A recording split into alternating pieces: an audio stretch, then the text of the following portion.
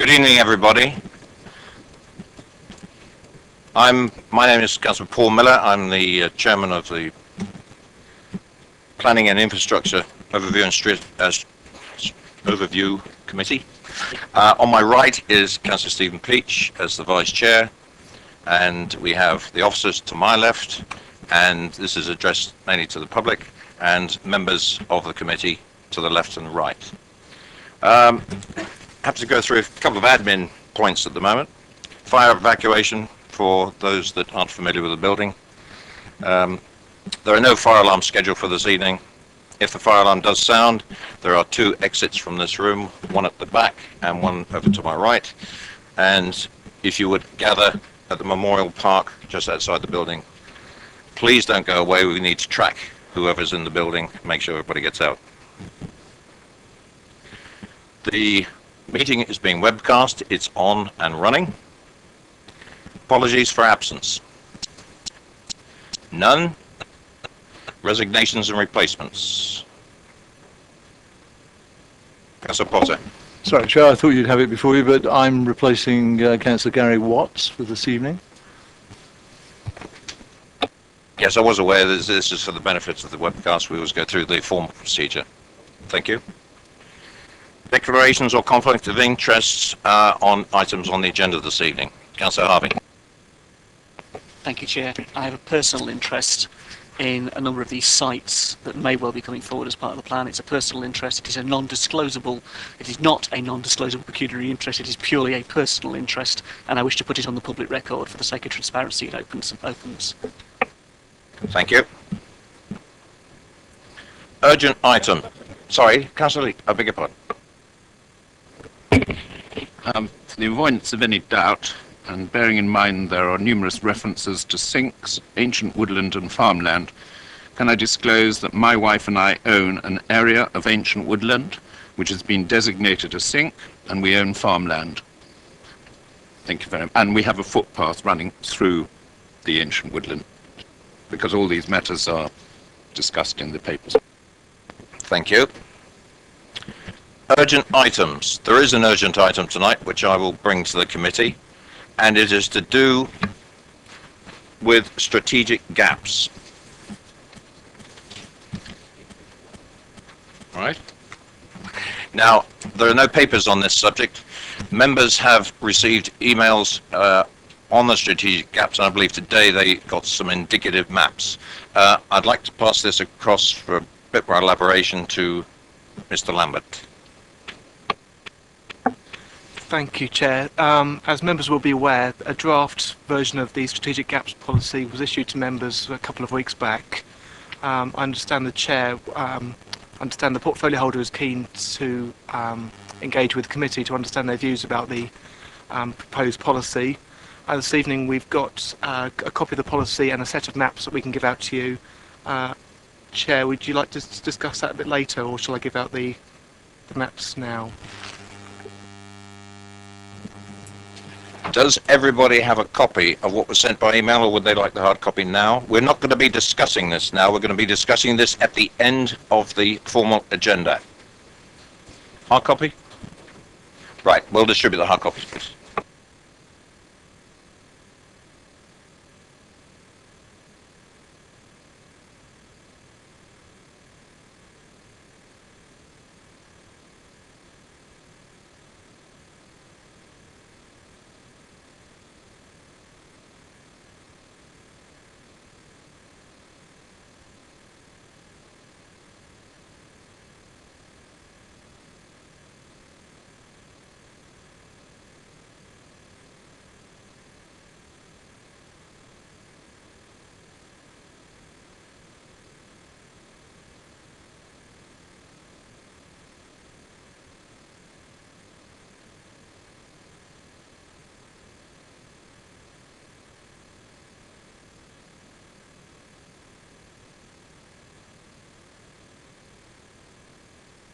There's an additional urgent item, if I can mention this, is to do with open spaces that was mentioned both at full council and at H&E, and the portfolio holder, Councillor Donnell,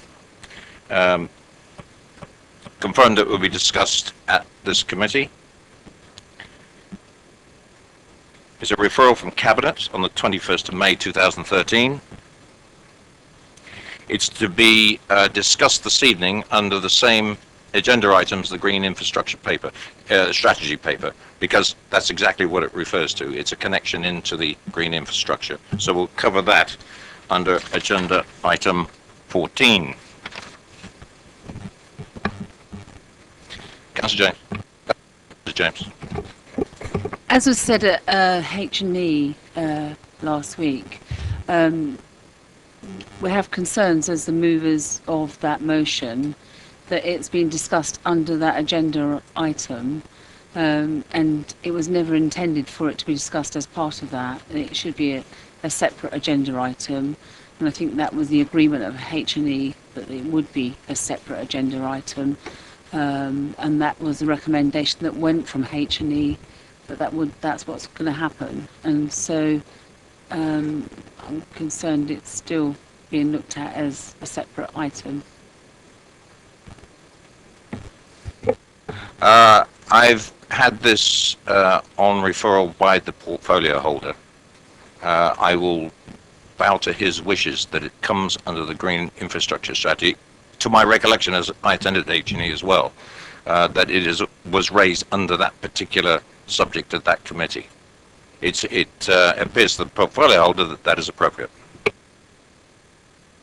But what came as a recommendation from H&E is that it would be a separate item and it wouldn't be part of, and that a piece of work would go away, and the officer agreed to go away and do the piece of work, and it would come back and they would decide at what point and at what committee it would come back to. So it was agreed that it wouldn't be discussed at H&E, that it would go off, a report would be produced by the officers, and then the officer would then ensure that it came back with a report, and they would decide which committee it came to. So I can't understand why we're discussing it now after that was agreed at H&E, and that was agreed by the officer. Right, I'm advised that we cannot take referrals from H&E from one committee to another. You can't bounce it around from one committee to another. This, I'm understood, it started off at full council. It went to the portfolio holder, and the portfolio holder, because we started off at H&E, it was referred to two committees, and we tonight will be addressing it under the Green Infrastructure Committee. Councillor Hewitt. Yeah, sorry. Have I missed something? I mean, did we receive some correspondence on this, an email version? I mean, it's the first. I mean, I don't recall receiving any communication from any officer or any portfolio holder or any chairman of this committee advising me that we were going to be discussing this today. Maybe I missed it. That's why it's an urgent item.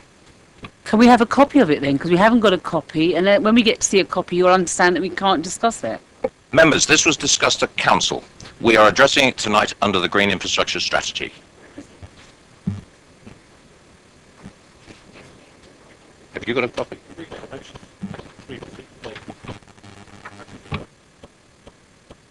Happened at H&E, we was all given a copy. Someone went off and got a copy, and then they realised that you cannot discuss it.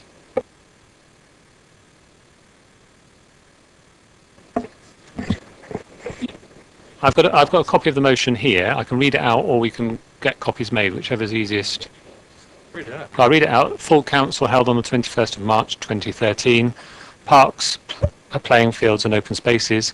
Council requests that Cabinet to ensure that our long-established parks, for example Stratton Park, Chinham Park, Russell Howard Park and the War Memorial Park, be protected from development. Our open spaces and playing fields such as Downgrange, where the community as a whole clearly support the continued use as playing fields, be protected from proposed development in the local plan, referred to P&I for discussion.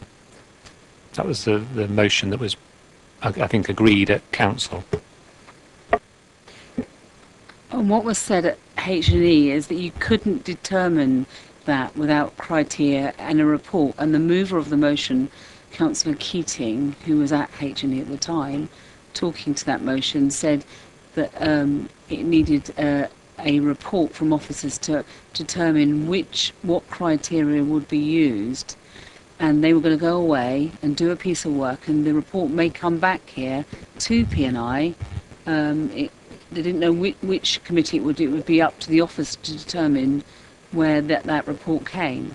But we can't discuss it without actually looking at the criteria and the financial implications, and we need a report to support that. And as members haven't even got a copy of the motion, how can we possibly discuss that?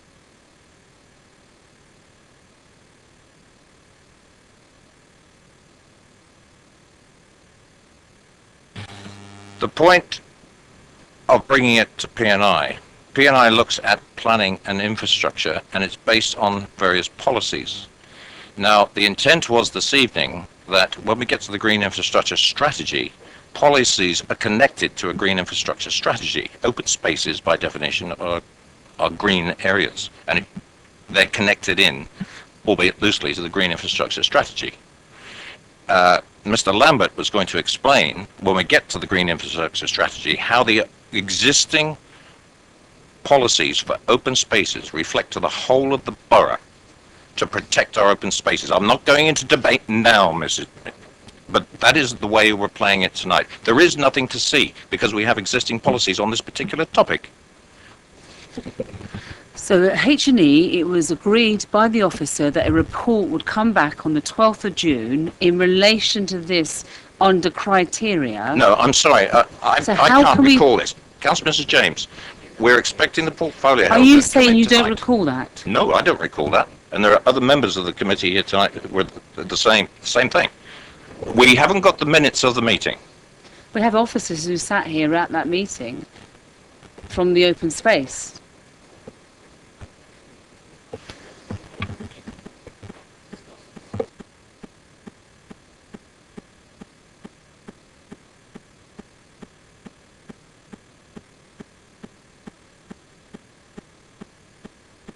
Hello, Chair.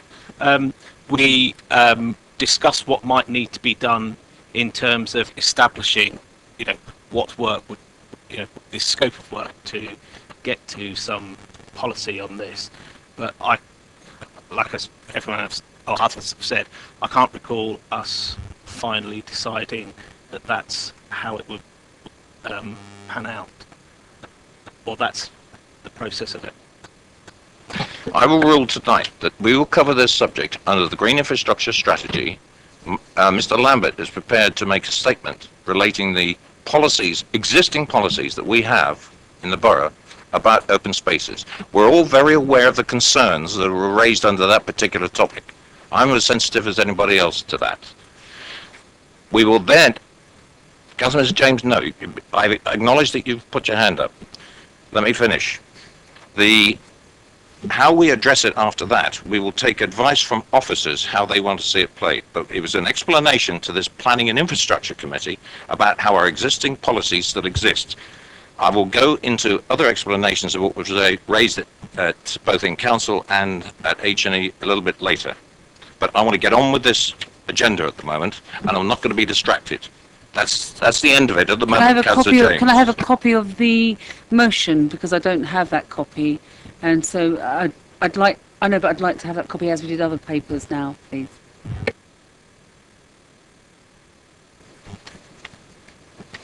You will get a copy of that. I'm going to move on to agenda item number 7 to confirm the minutes. Because we are running P&I meetings very closely together, the minutes will appear on the 26th of June 2013. This are the minutes from the meeting of the 20th of May. Member and public participation upon issues contained within the agenda. Because the strategic gaps will go at the end, I have Councillor Round and Councillor Tomlin on the EM2 policy, which is strategic gaps. I have Mr. Tony Durrant for the local plan transport assessment, and Paul Beavers for the green infrastructure strategy. I will ask these members and members of the public to come up and have their say on the agenda item itself. That way we're not going to have public participation now and in 2 hours forget what they've said. They will be able to present their cases, present their comments in relation to the agenda item.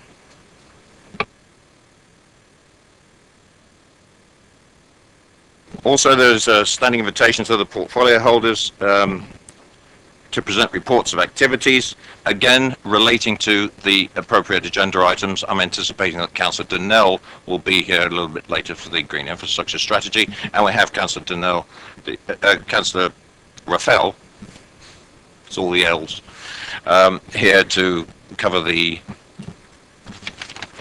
particular ones on transport and the local land timetable. If I can now move on, I've covered the referrals, issues referred from the Cabinet, covered that. Agenda item number 12 are appointments to single issue panels and working parties. Bear in mind, this is just the appointments, nothing else. We're not discussing what the panels do or anything else. It's the members who attend these panels. General Railway Station single issue panel. For information, the current members are Councillor Beerman, Marks and Councillor Tucker. Do we have a continuation of who's on that panel? Councillor Tucker, thank you. And I'm assuming without any other nominations being presented that the panel, that particular panel, will continue as constituted. Cross-border working party. For information, the current member is Councillor Mrs. Osselton. I'm taking that, assuming that, not having any cancellation for that she will continue on that panel. Public and Community Transport Working Group. Councillor Keith Watt. I've been informed by an officer, either earlier today or late yesterday, that the officer's view is that panel finished its work and isn't in existence anymore. Now, this is a bit of a disappointment to me, because I've also been informed from external sources that there is a review of Basingstoke and District Transport, which is going to be presented to the Public Transport Forum. And I'm invited as a member of this council. If I want to ask questions about this council's review on that, I should go to that forum. Well, I'm going to go anyway, but I believe that I'm still a member of the Public and Community Transport Panel. I believe it did a very good job on community transport and very little on public transport. And as it's tabled here this evening, I would like to be re-nominated to it, as I see, I think Councillor Regan, is that right, is nominated, so that we can have a look at this review before it's broadcast to the public at the Passenger Transport Forum. I can assure you this comes as a surprise to the officers sitting around me and to community services. The only body that can dismantle any of these particular groups is this committee, and this committee has not done so. So assume that it is in existence, and I understand that yourself and Councillor Regan are certainly nominated to it. And without any information from Councillor Saunders, I'm assuming that Councillor Beerman still wants to. So we will take it that the existing names on this agenda item will remain in addition to Councillor Regan, unless anybody wants to come off I have a clue, Chairman, that Councillor Sanders copied my email to Councillor Mrs. Osselton. And it could be that the portfolio holder responsibilities changed. So shall we just put the portfolio holder down as the relevant member of the committee? I think that's a very good idea, and let the portfolio holders battle it out.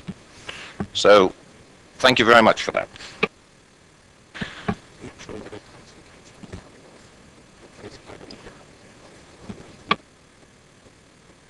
Councillor Mrs. James, could I ask you if, in fact, Councillor Keating is coming off that particular committee and being replaced by Councillor Regan? Thank you very much. That clarifies that, because we understood that might have been happening. Thank you. I'm going to move on to the local plan transport assessment. I'm going to hand over to Mr. Mark Lambert, who'll give you a brief introduction, and we're going to have a presentation between 20 and 30 minutes from the consultants who've been conducting the investigation to date. Mr. Lambert. Thank you, Chair. This evening, Chair, we've got Nigel Walkden and Colin McKenna from a company called Parsons Brinkhoff, who are working on our behalf to undertake a transport assessment to support the local plan. Nigel and Colin this evening will talk to you about how far they've progressed with the work, provide you with some background as to why we're taking this forward and what it's covering, and we'll update you on the results at this stage. At that point, I'll pass over to Nigel and Colin. Thank you, Chairman. If I go first, I'll just give a brief introduction of the technical work that we've done, and then Nigel will go through with the detail. We started this project in February.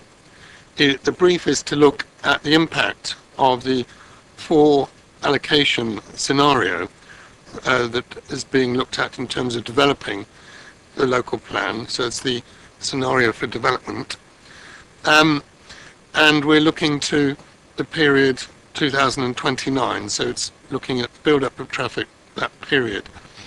We're now at a stage where we've built a model which fairly well replicates the base situation, and we've got confidence replicates the likely situation in the future. And this is starting to give us some preliminary results, of which road links and junctions would be under most pressure in the town.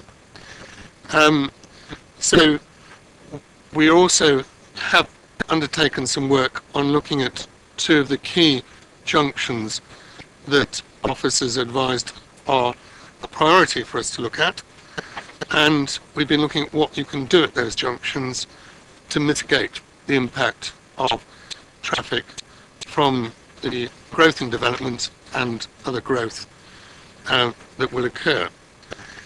The study is due to continue to look at a further set of junctions over the next month, and we would hope to then complete the study at that point.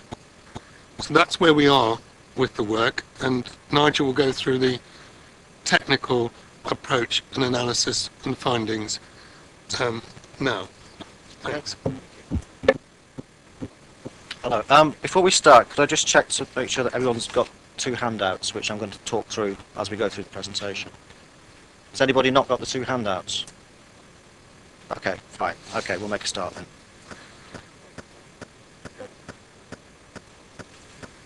The presentation will go ahead first. We'll have questions and anything else afterwards. Councillor Ms. Gibbett. Have you got the handouts?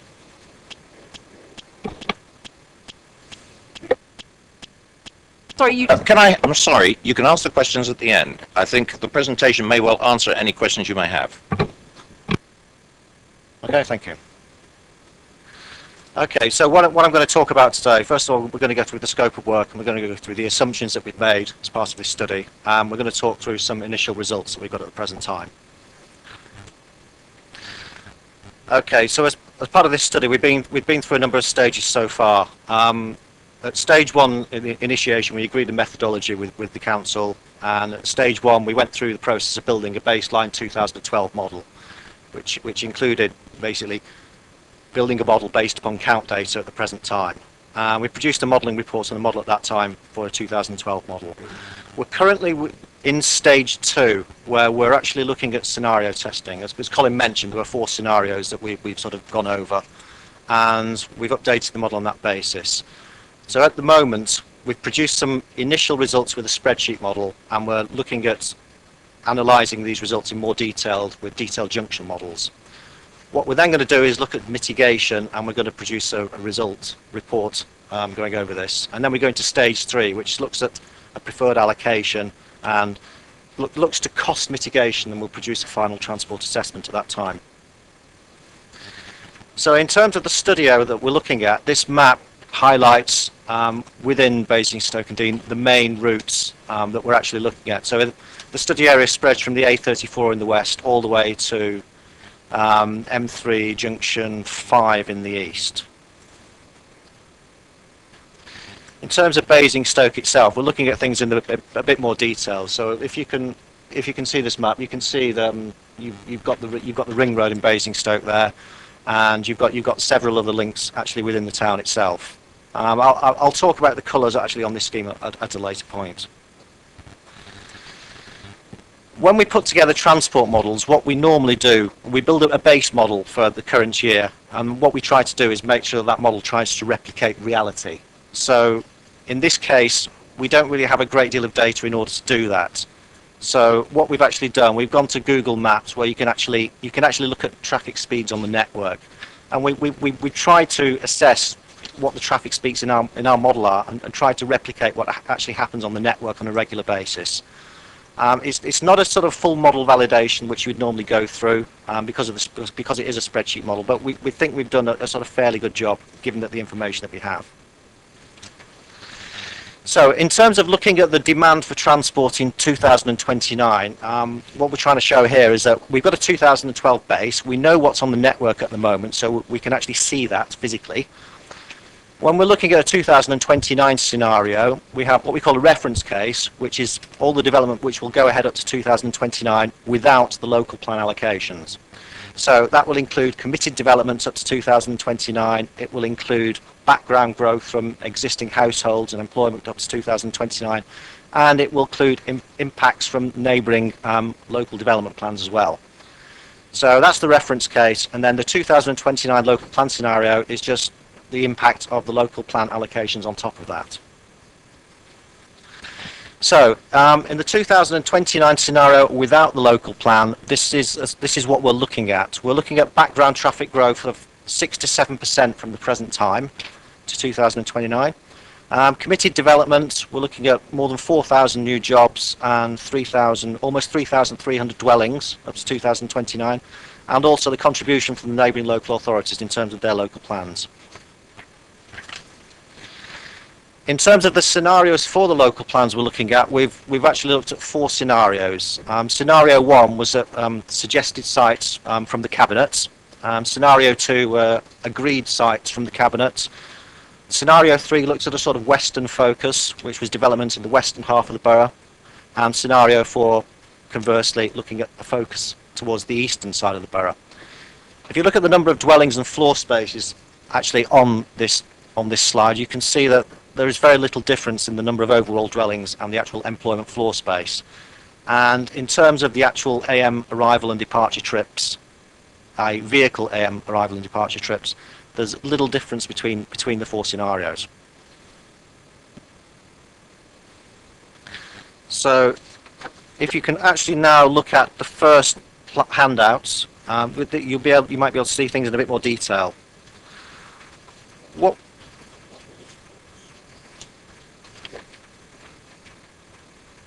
Okay, what this slide is actually showing is where the developments in 2029 and developments up to 2029 will be located.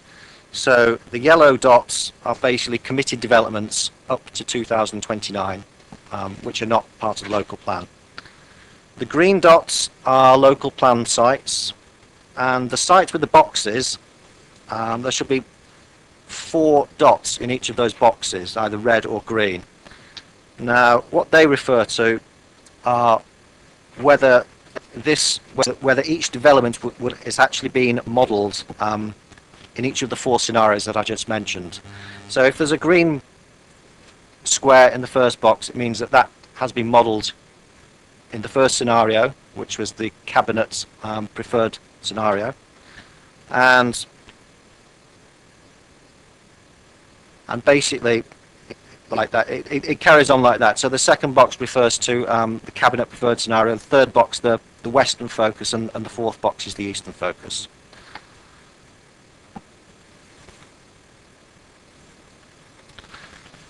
So as part of looking at a 2029 scenario, we've also looked at what transport improvements we know are going to go ahead at that time, or in the intervening period up to that time. So we have three transport schemes we have looked at in the scenarios to date, which are the first 3 on this plan. There's the A3 B3400 link road, which has gone ahead in all 4 scenarios, and the Cuffward Lane Geiger Avenue link road in scenarios 2 and 4, so that's the preferred scenario and the eastern focus scenario. The Brighton Hill roundabout update has gone ahead, has been looked at in the western scenario and the eastern scenario. And we also have a 4th link in there, which is the one not surrounded by the red dots, and we will look at that separately as part of a 5th scenario, and that is a link road from the A339 through to junction 7 of the M3. So in terms of the spreadsheet modelling that we've done, what we're trying to show in this slide here are some initial findings on the network. The little red dots refer to junctions, and obviously the red lines and the yellow lines refer to the links, the roads within the model.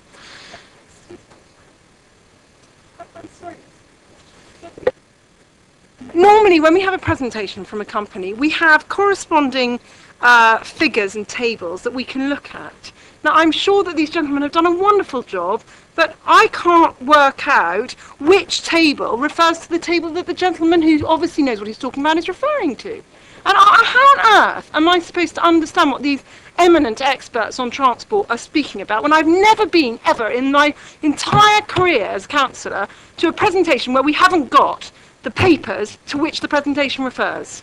Because we've got a synopsis which bears no similarity to what these gentlemen are talking about.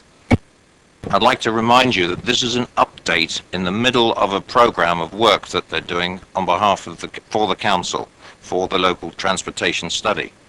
And at the end of it, when we get the final presentation, I'm quite sure that there will be a much more comprehensive itemised list. This is to give you a feel for the update. They're not delivering this update. Let me just refer to this. It's due to be presented to council eventually through this committee in mid-July, I believe. And this is just informative to give you a feel for what the progress is at the moment.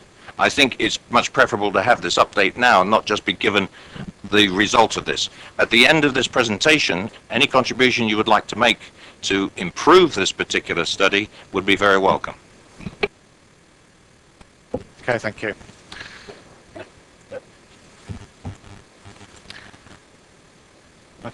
Okay. So in terms of the initial findings, what we're trying to show here is the changes in capacity on the network as a result of the local plan. So basically, the red lines refer to the links where the actual more capacity, the most capacity is actually taken up by the local plan developments in terms of the traffic generated. And similarly, the junctions are shown in a similar way, where the red dots show the junctions where most of the capacity is taken up. This actually looks at the difference between the committee preferred scenario and the committee agreed scenario. So basically, that's scenario 1 and scenario 2. So what we're actually looking at here is that in terms of the proposed scenario, there would be more development in the north of the borough. Sorry, there'd be more development in the south of the borough, and in the preferred scenario, there'd be more development in the north of the borough. And that is reflected by the amount of traffic actually on the routes in this diagram. Comparing the east and the west scenarios, scenario 3 is the western scenario, western bias scenario. Scenario 4 is the eastern bias scenario. But obviously, you can see with the red links there in the west show that there's more traffic under that scenario with the western bias, and similarly, there's more traffic. The blue shows that there is more traffic in the east with the eastern bias scenario. If you could refer to the second handout now. This isn't actually shown on the slide here, but there is a box in the top of the handout which refers to each of these junctions. Now, what we're trying to show here is the junctions which operate within capacity in 2012, 2029 without the local plan, and 2029 with the local plan. And this is what the box in the top left-hand corner of the handout is actually showing. Apologies for those who haven't got a copy of the handout. But what it's actually showing is that there will be very, very few junctions. I think there's only 2 of the 27 junctions which we've actually looked at with a spreadsheet model, which appear to be within capacity under a 2029 scenario with the local plan.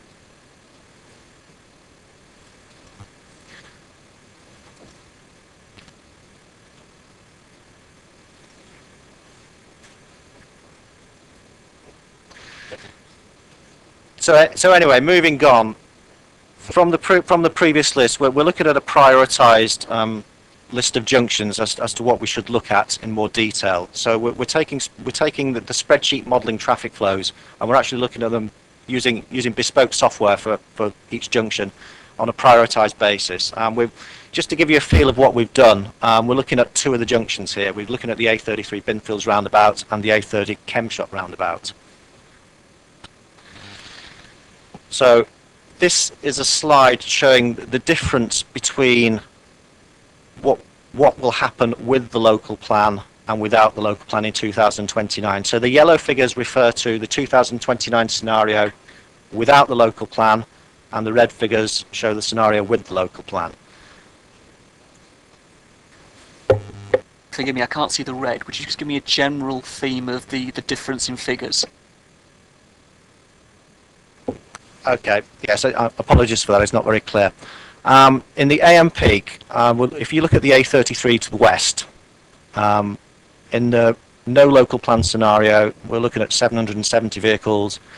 In the with local plan scenario, that jumps to over 2,200 vehicles. That is the worst affected arm of this roundabout. Yeah, there's an increase of about 1,500 vehicles. There's about 700 and just under 800 vehicles in the AM peak, which will increase to about 2,200. So these are flows which we'd actually taken out of the spreadsheet model.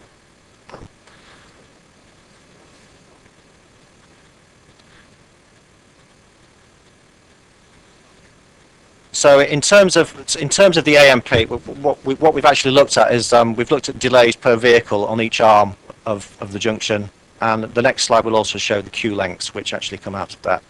So what we're showing here is the 2029 scenario with no local plan in yellow, and the 2029 scenario with the local plan in red. So looking at the A33 West again as an example, there's about a 22-second delay per vehicle approaching the junction. Now that jumps to over 300 seconds with the local plan. So you're talking about you're talking about a jump from 22 seconds to over 6 minutes. So what the green figures on this plan show are, if we actually mitigate the impacts at this junction, what the delay will then be. So, for example, on the A33 West, we can get that down to around about what it was in the first place.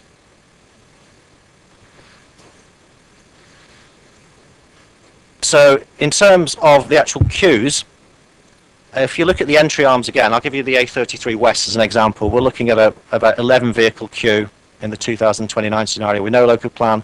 That's going to jump significantly to well over 100 to just shy of 200 vehicles in the local plan scenario. With mitigation, and I'll come on to that later, we can get that down to about what it was without the local plan.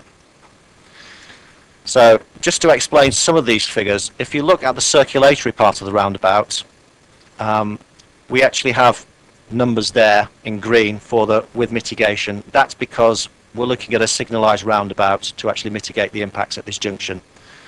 And obviously, with an ordinary roundabout, there's no delay on the circulatory carriageway. So similarly, in the PM peak, you can see between the yellow numbers and the red numbers that there is quite a jump on some of the arms. I think the biggest jump this time is actually on Great Binfields Road, where traffic's going to struggle to actually get on the roundabout, where it jumps from about a 2-minute delay to well over 15 minutes.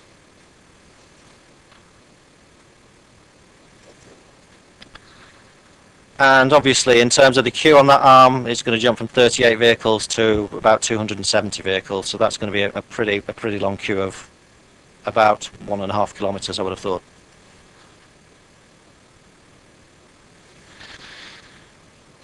So when we were talking about the mitigation earlier, in order to mitigate the impacts of the local plan, these are the sort of improvements that we're looking at. So for the A33 West and the A33 East, you're talking about increasing the number of lanes to 4 lanes on the entry arms, and on some of the roundabout, it's going to require maybe 4 lanes circulatory as well.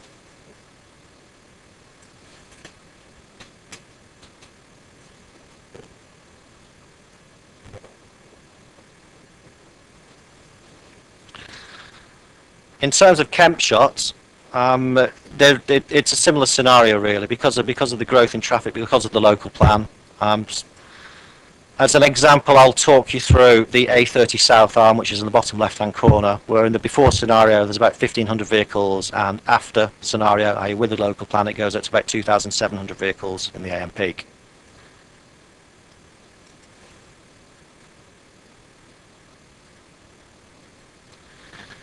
So once again, the delays per vehicle grow significantly, and the roundabout really, in terms of the A30 South, it gets to a point where, you know, there's so little capacity there that there's just a lot of queuing.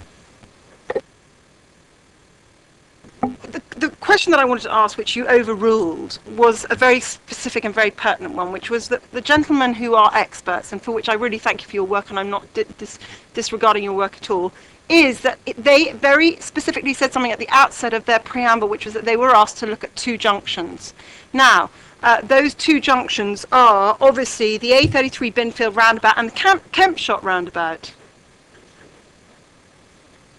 They did. They said they had two junctions they were asked to do specific analysis on.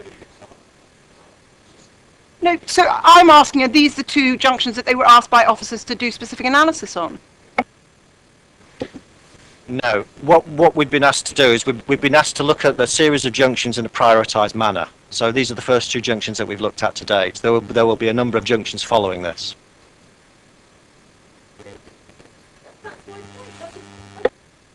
Sorry, Councillor Tucker, you evidently weren't listening, because his colleague said, no, she evidently wasn't, because he said... Councillor Mrs. Cubitt, please do not use that kind of language to a fellow member on this committee. Well, they told me I didn't. You've given an explanation. They didn't tell me I was Councillor Mrs. listening. Cubitt, I was listening. would you please listen to the presentation and we'll take questions afterwards?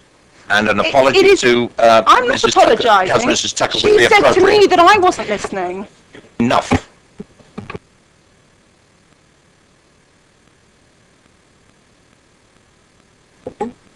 Okay, thank you. Okay, so if you look at the A30 South in this, the red figures show that there is going to be a significant amount of delay. Once the junction reaches, the junction is well over capacity basically, particularly for the A30 South. So if nothing's done, there will be a significant amount of delay actually on that arm. And as you can see, a queue going up from well over 400 vehicles to nearly 1,400 vehicles. It's not a pretty sight under the present junction layout. So similarly, in the PM peak, there are increases. The biggest delay is actually on the A30 North in this instance, obviously, as traffic comes out of Basingstoke.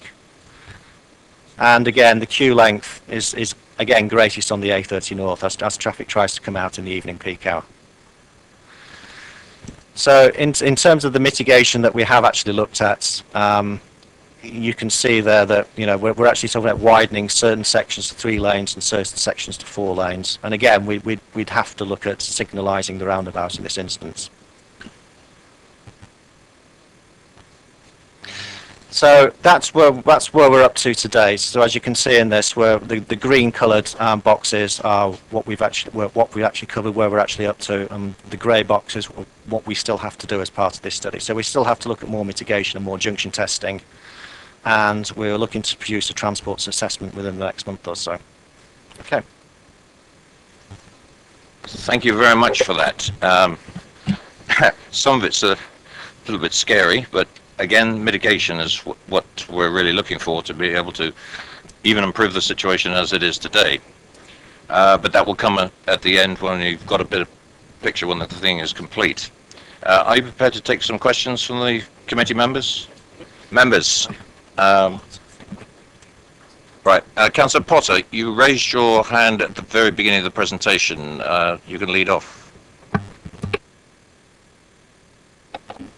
I mean, I would make the same point, if I may, that Councillor Cubitt made. It just seems to me where we have got a presentation of that quality available, obviously, I mean, I can't see it very easily from here in terms of some of the things, or it just seems to me hard copies of that could have been made available, really, so that it would have been easier to follow the presentation. It's not rocket science. I wouldn't have thought to produce that this evening, and Councillor Cubitt makes a valid point on that, I think, really. I know you dismissed it, but that was a valid point.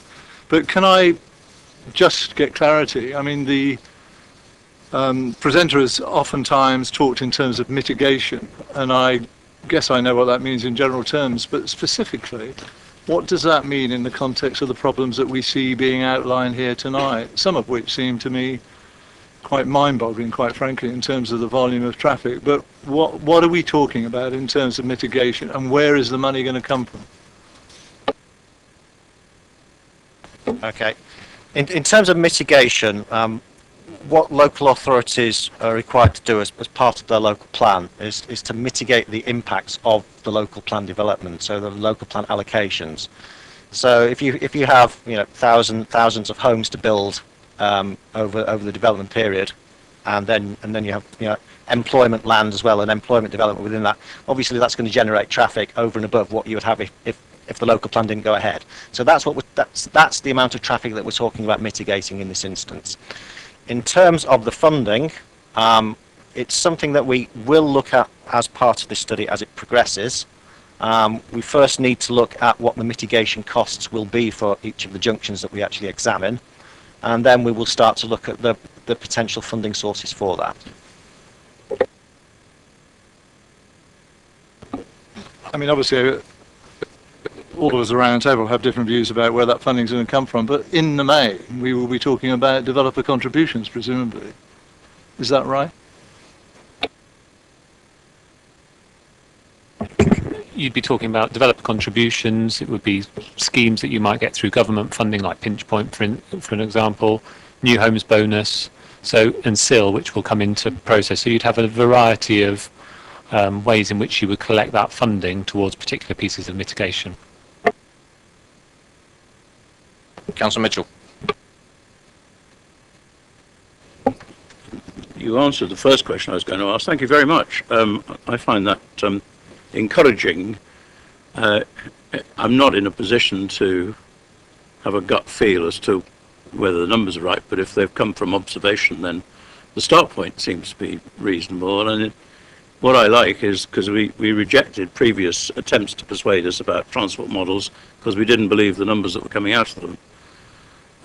One heaves a bit of a sigh of relief if you see very big impacts, because that's what we think is going to happen. So from that point of view, I'm very pleased to see it.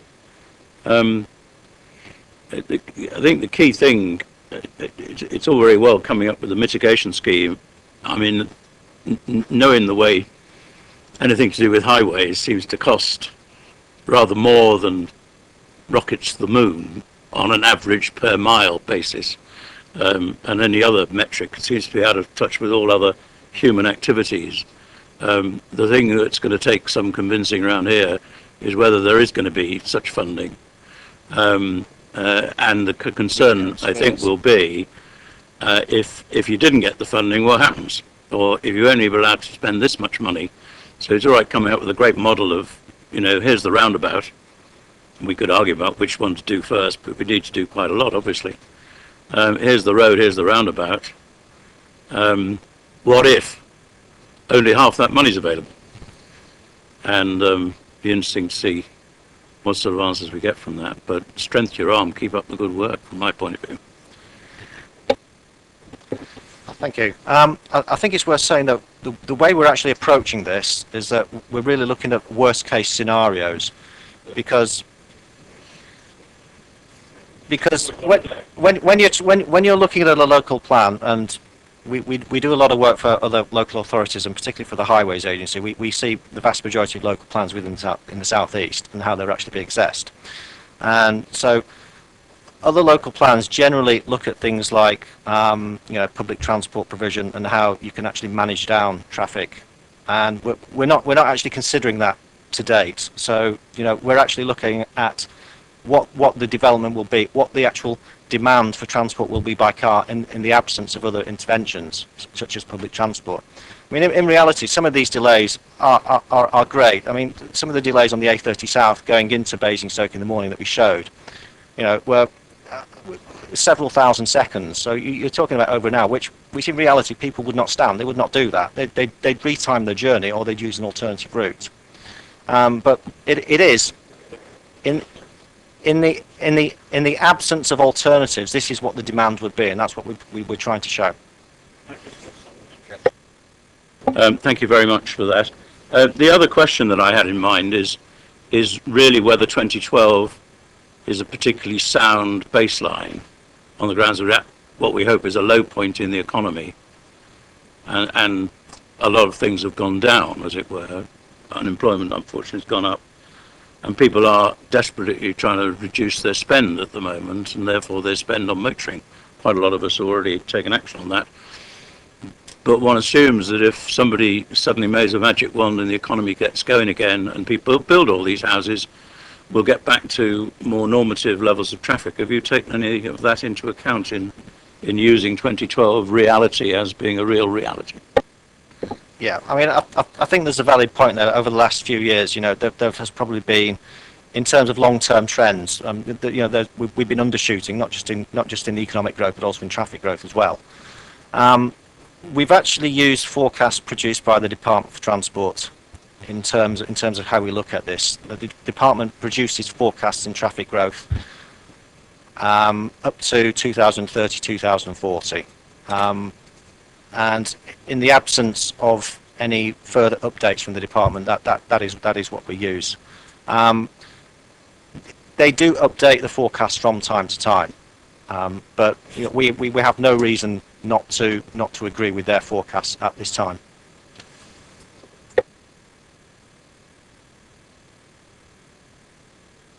Sorry, Councillor Lee. Thank you very much, Chairman. Mine's rather, well, not trivial, but I just want to check on this particular plan. You have item number 7, which says that you're measuring the volume of traffic on the A339 and Rooksdown Lane. Well, Rooksdown Lane probably has 2 or 3 cars within an hour. Do you really mean it? And I have to say the number 7 is nowhere near Rooksdown Lane. Do you actually mean Roman Road Roundabout? I have a supplement. No, we actually mean Rooksdown Lane there, but what we mean is that it's probably going to be Rooksdown Lane itself. I can see your point that there's very little traffic there, but the growth in traffic on the A339 is going to prevent traffic getting out. Some of these are basically, I wouldn't pay too much attention to the individual junctions because it's really indicative of what is going to be overcapacity and what isn't, and you know that's going to be dependent upon the actual physical flows at those junctions in future years. So some will be worse than others. Well, my supplementary really is that Rooksdown Lane, as I've already said, would carry very, very little traffic. There might be rather more coming from Wood and St Lawrence, but equally there are other roads within my ward, I hasten to add, coming onto the A339 where it's almost impossible to get out at the rush hour anyway, namely the road down to Monk Sherburn or the road down to Ramsdell. So it's all very well just looking at Rooksdown Lane, but actually that's about the last road I would look at, but I would be concerned about the impact on Roman Road Roundabout. Yeah, okay. I mean, I think you're making a valid point there, and you know, it's something that we can look at and come back with a more detailed answer. Yeah. I'll just interrupt members' questions. Ian, you want to interject at this point? Thank you, Chair. I can just confirm that the junction in question is actually Rooksdown Roundabout. That's the junction it's referring to in this instance, so it's just a naming error. Can I point out there's no such place? It's Roman Road Roundabout or Rooksdown Lane, and they're about 120 yards apart. Accepted. Councillor James. Thank you. In relation to the question that was asked by Honor Lee around prioritisation and the two roundabouts that were chosen, who decided those and why those two? I think that in the presentation it was mentioned there were 27 junctions that were looked at. When we presented this to a small group of members from this committee, what they felt was it would be useful to have two worked up examples. So in doing that, we took one from the east and one from the west in doing that. But obviously there's more work to be done, as the consultants have said, in terms of looking at these other junctions, and we've got to look at those in terms of where the biggest impacts are and the most opportunity to mitigate are. So that's the next process, if you like. The questions that were asked around mitigation, you said that in relation to the local plan, you're required to have a plan for mitigation. Is that, or we're required in the local plan to have a plan? It's customary with any development or any development scenario that you actually mitigate the impacts of your own development. You don't have to go ahead and make everything perfect so then it operates within capacity again. Obviously, if the existing scenario is over capacity, it's not in the realms of the developer's requirements to actually mitigate everybody else's impact as well. So you generally mitigate the impacts of the development scenario that you're looking at.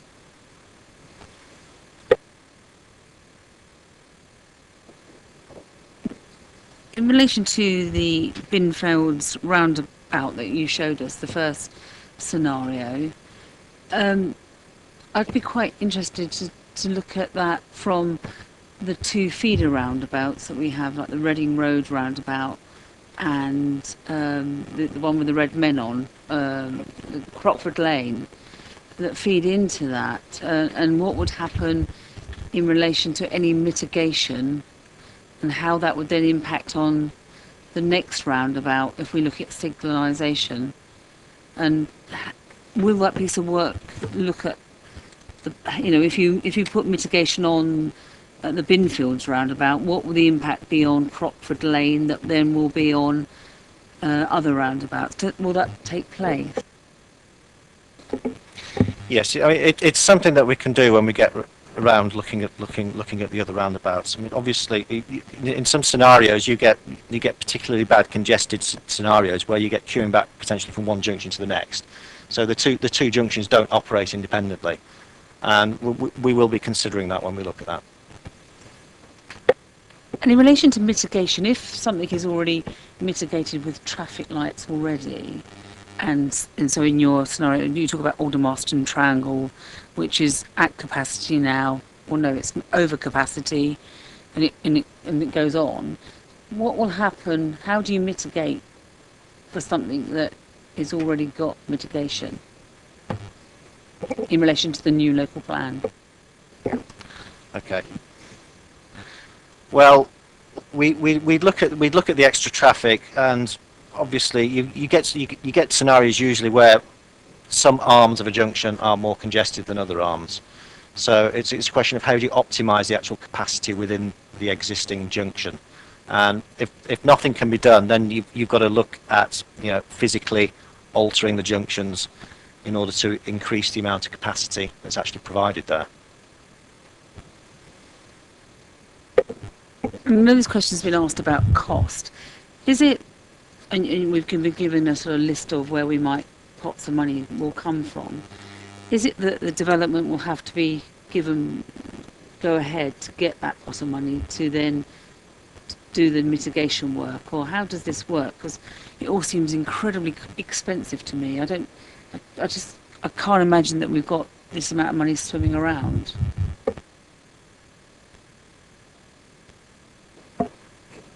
I mean, in terms of some of this work, it's already being done by Hampshire, so they're already bidding for money and undertaking works, and in fact they're bidding for some at this particular point. So things like Blackdam have come up ahead of this, if you like. So you'd get those sorts of processes where you've got pots of money through the LEP or through the county council that would bring forward certain bits of mitigation ahead of the local plan. You then get the local plan sites themselves having to deal with certain parts of that infrastructure. And of course, not all of our development will come from those big sites. It will come from lots of small sites where we'll be collecting SIL. So you'd get money towards infrastructure that way. We've obviously got a reasonable amount of new homes bonus that comes in. So you'd have to start assembling money like we did for Blackdam to enable junctions to be dealt with as and when they were needed to be dealt with through the plan period. So, and our infrastructure delivery plan starts to set out what you would do in the first 5 years, for instance, in terms of where that money comes from and how certain you are that the scheme can come forward. So in relation to the meeting that we're going to have, I think it's on the 30th or whenever, in relation to site selection, will we have this piece of work completed, the transport assessment work completed prior to that? Is the first part of my question. I think we were talking about pre-submission documents on 26th of June and 2nd and 4th of July. We're anticipating we'll get the study in the middle of June, so we may have to do some updates to you as members of the committee on that. And then obviously the work gets taken through to Cabinet and then ultimately to Council. So it may be that we'll have to do a sort of drip feed approach, if you like, in terms of that. But at that point we should know fairly clearly where the mitigation needs to take place and whether there are any impacts we can't overcome, for instance. So in choosing a site, if we're choosing A and it needs significant mitigation, and the transport study says that and it's very clear, will we then have, before we actually go ahead and decide that that site can go ahead, or we're happy to support that site and make that recommendation to Cabinet, that there will be a costing, or we will have agreed way forward in relation to infrastructure before we actually are happy then to, as P&I, to give that recommendation? I mean, from a timing perspective, we're hoping that you'll have at least the infrastructure delivery plan at the same time as the pre-submission core strategy, which will start to set out all of those things. It may be that that might have to be worked on in between then and when you ultimately agree the document to go out for consultation at Council. So it's going to be a bit of an iterative process in terms of us meeting that timetable and giving you full information as we go along. I'd like to move on, Councillor James, because there's other people who wish to speak. Question at the moment then is, you talked about absence of alternatives, and you talked about buses being a possible alternative.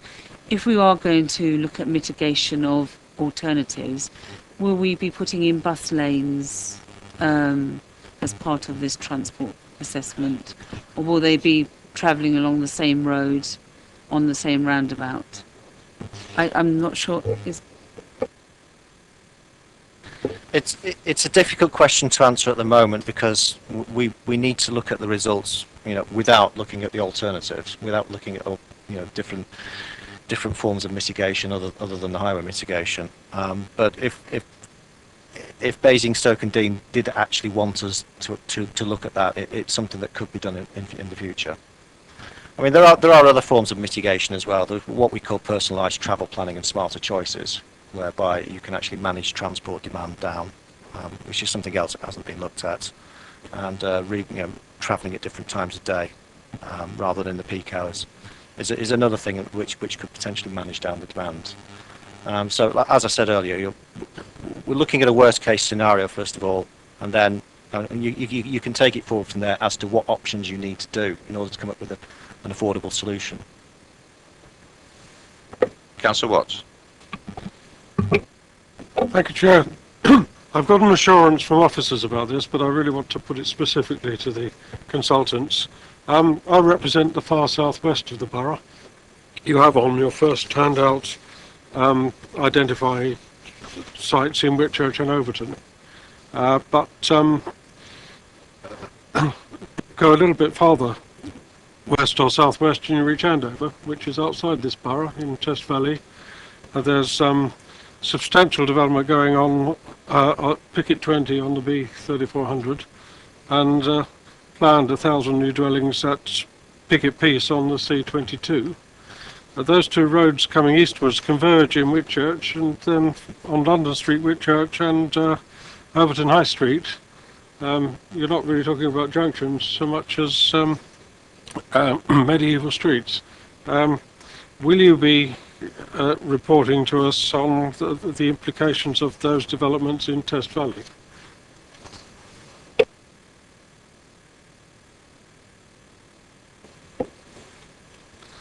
I think that's a discussion that I'm going to have with some of the officers as to which junctions we take forward to look at, because we haven't been given a definitive list yet. Yes, but it does take into account the developer, yes. Yeah. Yeah. In terms of the other local authorities and their local plan impacts, yes, we are actually taking those into account. So you'll be able to see their impact will be there, within the modelling as well. Yeah. And when will we see that?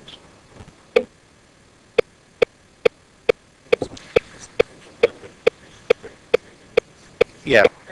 The other local authorities, so if you talk about Test Valley, their impact should be seen within the baseline in the 2029 scenario without Basingstoke local plan. Councillor Mrs. Cubitt. Thank you, Chair. So following on from the comment about the two junctions and following on to the dossiers that we were supplied, which bear no correlation to your presentation or very little, there is a couple of references that I'd just like to go through with you. In our document that we were given that was going to be your presentation, it refers to scenario 1, 2, 3 and 4, and you touched upon them, and I just wondered whether you could explain to me what the difference is between Cabinet's suggested sites, which is scenario 1, and the suggested sites and locations, which is scenario 2, and whether your second handout, which was entitled Initial Findings Junctions and has a box, 2012, then 2029 baseline, and then 2029 scenario 2, whether that scenario 2 is the same scenario 2 that was in our presentation papers. First question. I've got a number of questions.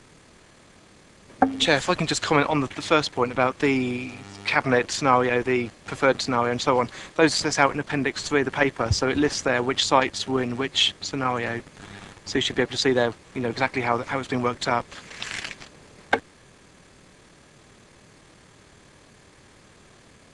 Yeah, I mean, in terms of the second point, though, scenario 2, yes, it is the Cabinet preferred scenario.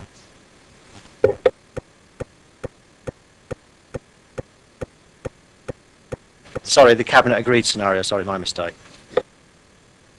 Right, thank you. In terms of the Kempshot roundabout, and in terms of Appendix 2, page 11 of the report, there is a table entitled Highway Network being tested through the local plan transport assessment. And it refers to a possible new highway route being built. Have you been contemplating that when you did your scenario for the Kempshot roundabout? Because that's why I asked the question that I did from the outset, which is that the Kempshot roundabout, in my humble opinion, and I don't profess to be a transport expert at all, scenarios are not relevant if that proposed route is built. Would I be correct? Yeah, I think that's a valid point. But just to clarify, no, we haven't looked at that. We haven't looked at that within any of the scenarios to date. We'll be looking at that independently as a separate test.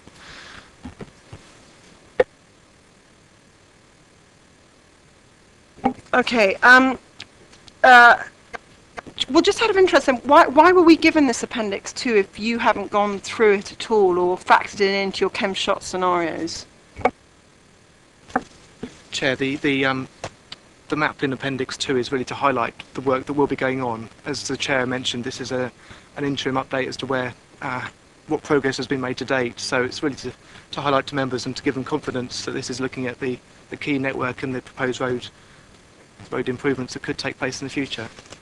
And one of the comments that I've made for the last 4 years is because we regularly have Councillor Golding coming and telling us that he's going to have to wait 4 hours on Roman Road if 3,800 houses are built in Manydown. And I always say to him that that's preposterous, because if 3,800 houses are built in Manydown, there will be other roads that will be built, and therefore to use the existing network and say that there will be no amendments to that network and then look at the stats is perverse. And the same argument applies to the Kempshot narrative, because if 3,800 houses are built in Manydown, running a model on Kempshot roundabout doesn't seem to be remotely relevant. So whilst I appreciate that you've done a huge amount of work, I find it odd that we've had to listen to the 2,000 minutes that somebody might have to wait in Kempshott Roundabout when it's never going to be relevant, because if 3,800 houses are built, there's going to be other roads built. And the question is? Well, This is questions to the consultants. I was waiting for the question there. Yeah, well, so I'd just like to, I'm wondering what the consultant's view is on that in terms of the relevance of the Kempshott scenarios. Right, that's the question. Thank you. Perhaps I can answer that in a general point. The exercise we've carried out looks at particular reference points and is an aid to the planning process. We're partway through that process and this study, so we can take on board the views of members at this stage and discuss with officers how we take on board the comments raised here at this meeting. I mean, in a study like this, there's a conventional way of approaching it, which we have done, that gives you, what if scenarios, which we've taken you through. But you need to actually, you're quite right, things never get to that worst stage because there are always mitigations that people put in place. And in any event, congestion is a self-limiter. People won't bother to make certain journeys if there is congestion higher than a certain level. So this is looking at points of reference, helping you with the planning process, deciding where best to locate the development that you wish to accommodate, and then looking back at what your best plan for mitigation will be. And this is what we're doing, is providing a starting point, but you need to go further down the track in looking at finer grain of detail, bringing in other roads, bringing in other solutions. Thank you for that. Now, in terms of Basing View, I'm sure you're aware that our occupancy rate in Basing View is really, really low.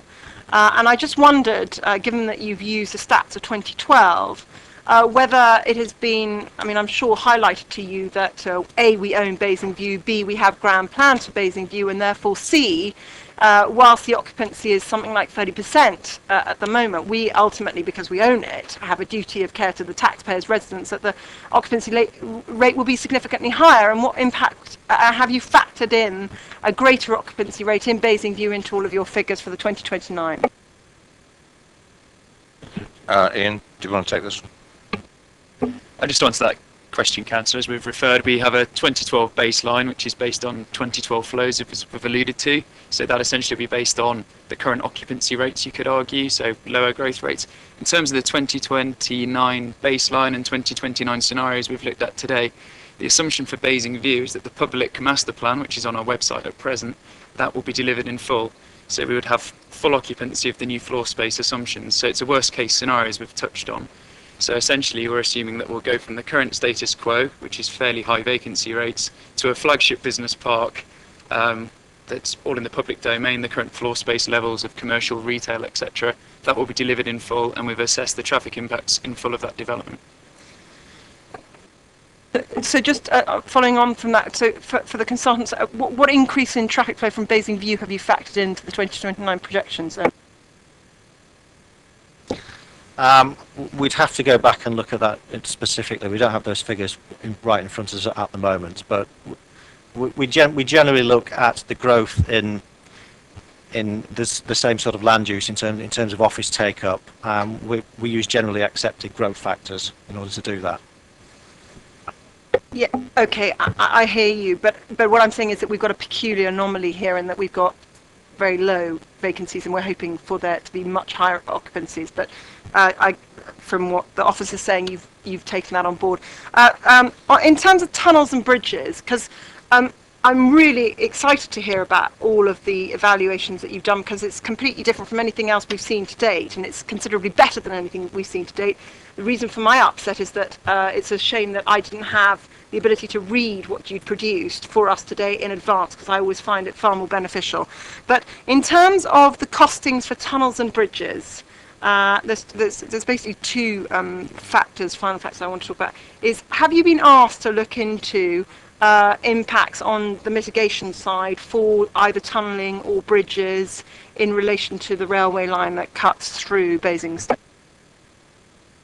Quite simply, not to date, no. We haven't.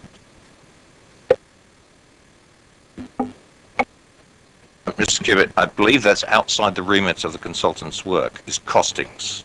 What they're looking is the traffic flows on the various road structures and what possible mitigation could be applied. And they're halfway through the study at the moment. But it's my understanding from the officers that costings for things like road bridges and rail bridges or tunnels it's outside their particular remit at the moment. It could be brought to further stages of work if required. Well, thank you, Chair. It's if we're going to have a holistic. And this is questions to the consultants now. It's not a debate. No, it's not a debate. But if we're going to have a holistic approach to transport, and I made a reference to this in a formal complaint that I made to the portfolio holder this morning or yesterday, it is that trains, I believe that trains should be looked into. So I don't know, do you in your capacity as transport consultants have the ability to look at train flows and impacts on train flows as well? And do you have it within your capabilities to look at and evaluate costings on tunnels and bridges? Chairman, we are a very large consultancy. We have all kinds of specialists. We can provide all sorts of services, and we'd be delighted to do that for you. Mrs. Chair, I'm going to distribute the questions around the committee at the moment. You've had a good fair share. I'd like to move on to Councillor Mrs. Tucker. Thank you, Mr. Chairman. In fact, the beauty of being at practically the end is that a lot of your things in your head have already been asked. But the one thing that just slightly concerns me, if you mitigate where there is a particular problem on a roundabout, can you assure me that that's actually going to help all the people coming down to the roundabout? I mean, I know logically it should do, but I'm thinking of particularly the A340. We're very parochial, us councillors. I think about the roads that affect me. No, some have very big, wide thoughts. But the A340 and the A33 are two that particularly concern me, and the tailbacks now. Are they all going to go with your mitigation? In urban situations, the vast majority of delay is caused by junction delay rather than actual link delay. You only really get link delay in rural situations where you have a scenario where you've just got so much traffic that the traffic physically can't get down that route. But here we're mainly talking about junction delay, and it's the delays at junctions which cause tailbacks actually on the main roads. So once these impacts have actually been mitigated, I'm not saying that you'll cure all the problems, because that's not what we're looking at in this scenario. We're only looking at curing the impacts of the local plan. But yes, the answer to your question is yes, that should happen. Councillor Shaw. Thank you, Chair. A couple of questions.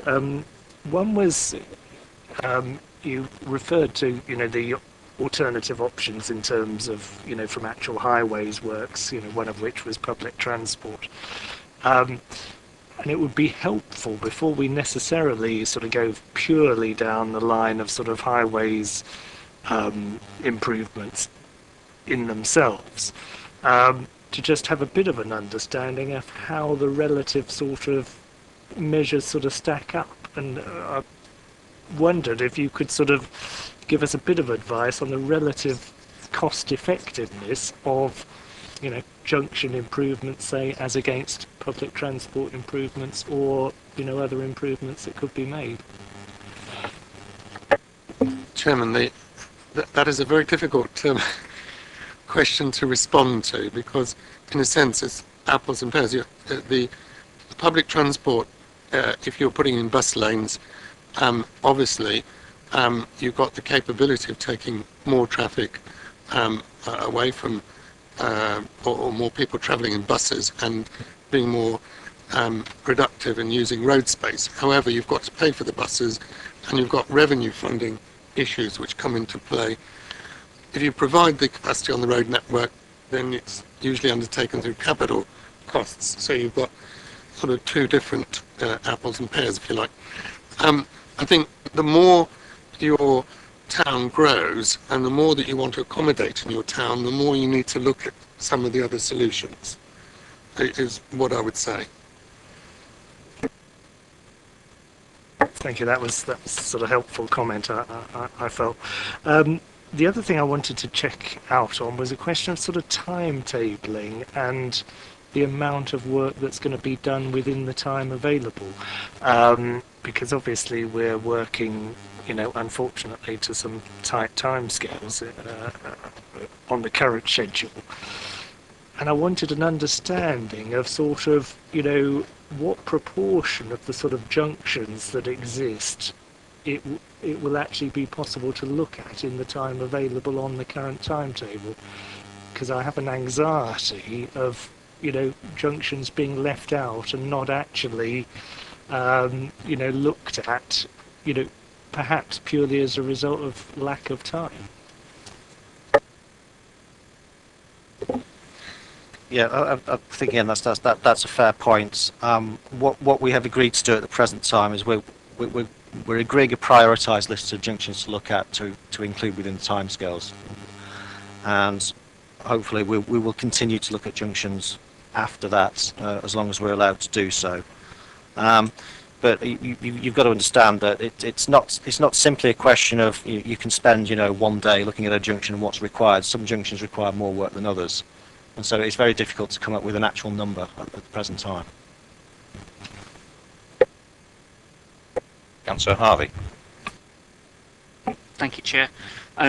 Appreciate the work that you've done, and appreciate the analysis that you've gone into thus far. And I guess my question relates to this kind of scenario. Let me give you a picture first and then add the question to it. I think the issue for us is that you are one piece of the puzzle, all right? You're a very important and critical piece of the puzzle, and at the moment we don't see the complete picture. So Councillor Shaw's point about the roundabouts that are left out actually is incredibly important to that whole picture, complete picture. The problem is that when you do actually finally put the pieces of the puzzle in place, you don't always see the picture you wind up with, and it isn't always what you expected. And the danger I see here is what you're doing in your analysis, and this is my question about your methodology and how you're working through the process. And I'd like to be reassured, really, this is the point of my question. In the same time as we're doing allocations, or at least this committee is going to consider what's put before it as allocations, for then the Cabinet to make the decision on actually what is allocated. And we have applications coming forward. Now, my problem with this is the SIL point. It's the IDP point. Because at the moment, we've got one application as a strategic site that is at appeal. We have 3 or 4 other major applications involving thousands of units that are coming to Planning Committee for decision, where the developer will be presenting proposals for those sites to consume or not their own smoke out with this process. So we might be presented with your mitigation strategies, and they might be the best thing since sliced bread that you're advising us to do to solve the problems. But we may not be in a position to solve those problems because the money that we would have expected from those sites is no longer applicable because they've come through the system, they've already been agreed, and we've lost the opportunity to capture the SIL in the context in which you were presenting. That's the start, really, of my thought process as to how in the world do we unpick this to stop that happening. So I don't know whether that's Andrew can answer that or whether you can, or at least capture it in the context of what you're doing. Because if I don't see that in your analysis later on, that's a massive hole that an inspector will drive the coach and horses through. Do you have any comment about that at all, gentlemen? Maybe from previous experience, have you come across this situation before? Yeah. I think again that's a fair point, but it is really one for Andrew to answer in detail, because all we can do is look at what mitigation is required and what it's likely to cost, and given the timescales that we've got and the timescales of Basingstoke, it's a question of, yes, okay, some developments are going ahead, and what funding streams do you use, and all sorts of other issues, and that's outside what we're really considering here. I mean, obviously we are where we are with particular sites, and the sooner we have a local plan in place, as we always say, the better we'll be positioned to defend against those and also start to seek particular bits of mitigation. I think the key point to make is that the big sites themselves will bring forward key pieces of infrastructure that deal with their own sites, But it may be the other smaller sites that come forward which will contribute money towards the wider network through SIL. So it might well be that our infrastructure delivery plan is part delivered through those developments, but delivered through normal development that comes through the planning process every week. So it's part of that bigger process, I'm afraid. The problem I've got, Andrew, with it is that I appreciate what you're saying, but those other sites are going to be small. They're not going to be major strategic sites. They won't generate the SIL, and they certainly won't generate Section 106, because the new rules and the new legislation will allow the developers to negotiate that with us on an individual site-by-site basis. The issue within that context is, if we, for example, and look at the roundabout at Chinham, look at what was being said there in the context of what could be and what the mitigation may well need to be. Now, if, for example, Razors and Cufford and so on come forward out with this plan, and their transport assessments are saying, well, we will pay for this and we will do for that meets the current planning requirements, and we miss the boat, and that roundabout gets stuffed, because we're then not going to find other pots of money from other parts and other development to pay for what actually was required there if they had come through the plan in the appropriate fashion. That's my worry. Is this going to lead us potentially, unless we try to in some way capture that so that it is there to be used, not just by us but by planning as well, we do leave ourselves wide open here. And it is those sites that are important because they're happening. With all due respect, Andrew, I know your timetable's the timetable, and I respect that, and you can adopt it as quickly as you want to. But the reality is those sites are coming before committee probably this side of the summer. Only comment just to point on in terms of the SIL. Once you've got a SIL charging schedule agreed, the developers have to pay it. They don't have that choice. So it's not the same as Section 106 where it's all negotiated. It's a per unit or a per square metre charge. They would pay that. You then collect that money and you would use it for the list of schemes that are on your SIL charging schedule. On that basis, just can I confirm, but I don't know whether this is the case or not, would the SIL charging structure that we're adopting relate directly now to our presumably going to be the IDP that would look like we're going to be adopting? You need a viable IDP so that you can then set you've got to identify a funding gap, and then you've got to be able to say, well, you've got to do that, and then you've got to set out your charging schedule, which says these are all the things that we will be collecting money for over the plan period, and these are, in each and every development for every single house has to pay money towards it. So Razors Farm comes forward in July as a planning application. Will the SIL that is applied to that relate to the IDP we may adopt next year, to the requirements of what may on Crockford Lane and on the other? Can Chinham expect to have that as part of the SIL applied to that application? Can't collect SIL until you have a local plan. So you use Section 106 until you've got SIL. So Section 106 will provide the mitigation for that scheme through the planning process as it does now under the policies of our existing plan. I mean, I've laboured the point here, but if it could be captured so that it is not lost, I think that is a very critical point going forward. Thank you for that. That was an interesting exchange because I think we all recognise that particular quandary. Very briefly, Councillor James, you have had one opportunity. If it's a quick question, I'll take it. It isn't. It's just going back on a previous question, because I just want to understand the answer. In relation to Aldermaston Road roundabout, it's over capacity now. In 2029, on the baseline, it's going to be over capacity. And in relation to scenario 2, it's over capacity. How do I how much over capacity in each one of those sections? So if it's over capacity now, how much is it over capacity now by? How much more will it be in 2009? And what will it be in relation to the scenario? Will we know that? Do you have that information at this time? Not in detail, no, because I don't have the information for the Aldermaston roundabout in front of me at the moment. We've only looked at it as part of a spreadsheet analysis, but I'm sure what we will do as part of a detailed analysis is take the traffic flows from the spreadsheet and look at it in a more detailed way as part of a detailed junction analysis, and that will give us a better result and a more reliable result. Is it possible for you to share that spreadsheet with me, please, on that roundabout? Well, with the agreement of our clients, I don't see why not. ultimately, when we publish the transport assessment, all of the background information would be available through that process, so you would get all of that through that, so that's not a problem. But I meant, could I have it this week? Is there any problem?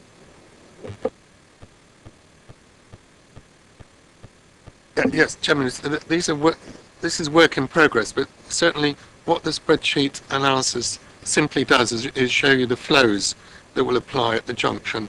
That doesn't help you too much because you've got to look at the capacity and look at how that junction actually functions. So that's the stage that we're going through with each of the junctions to look at that sort of analysis, and that's what we're in the course of doing. I understand that, but I was just wondering, could I have the flows and just that spreadsheet that you have at this stage? Are you happy? If I can say that officers will liaise with the consultants and see what they can provide to you, Mr. James. I'm going to cut it short because, Councillor Cubitt, you've had one go at questions at the moment. I have a public speaker, Mr. Tony Durant. You've got a couple of minutes to address the committee and the consultants. Councillor Cubitt, no. Finished.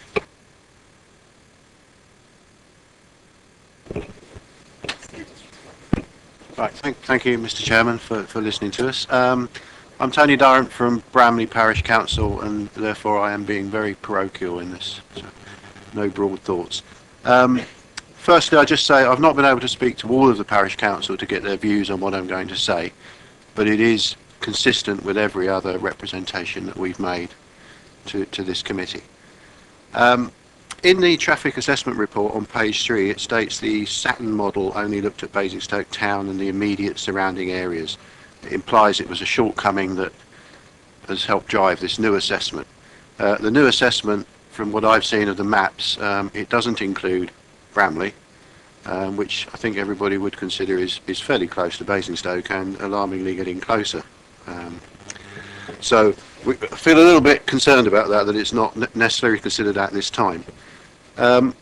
With the Razors Farm and the Upper Cufford Farm in the southwestern part of the parish contributing over 800 dwellings and another 200 possible dwellings within the Bramley village environs, that's over 1,000 dwellings, which is, let's say, maybe 1,500 vehicles travelling around the Bramley parish.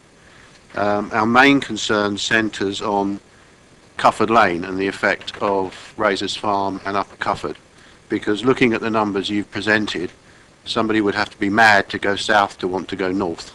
You've got half a minute. And Cufford Lane is north. So that's what we're concerned about, is the traffic flow up there. I've also been informed, I haven't verified it, that the Hampshire Highways and the Razors Farm applicant are looking at the impacts of traffic in this area and through our parish. So it seems inconsistent that this study is not looking at Bramley with such a significant increase in the size of the parish, a 60% increase in dwellings. So I guess the question is Bramley going to be included in this process and given a realistic assessment? Thank you. Who would like to take that, please? Ian? Sorry.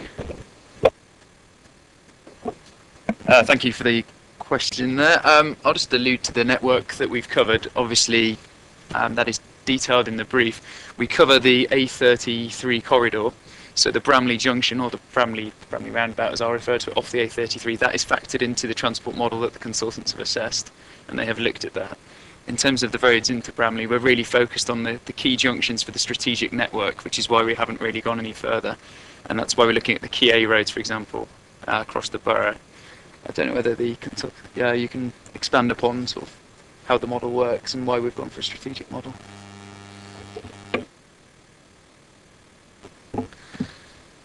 Yeah, I mean, there are only so many road links within the borough that we can actually consider with a spreadsheet model. You know, it's a question of where do you draw the line, really. I mean, we do include the A33, and I think that's about as close to Bramley that we do actually get. I mean, I think that from your point of view that might not help you, but you know there are quite a lot of other areas which are not included within the spreadsheet modelling either, and we'd have to include those, and it would make the job significantly more complex in order to do so.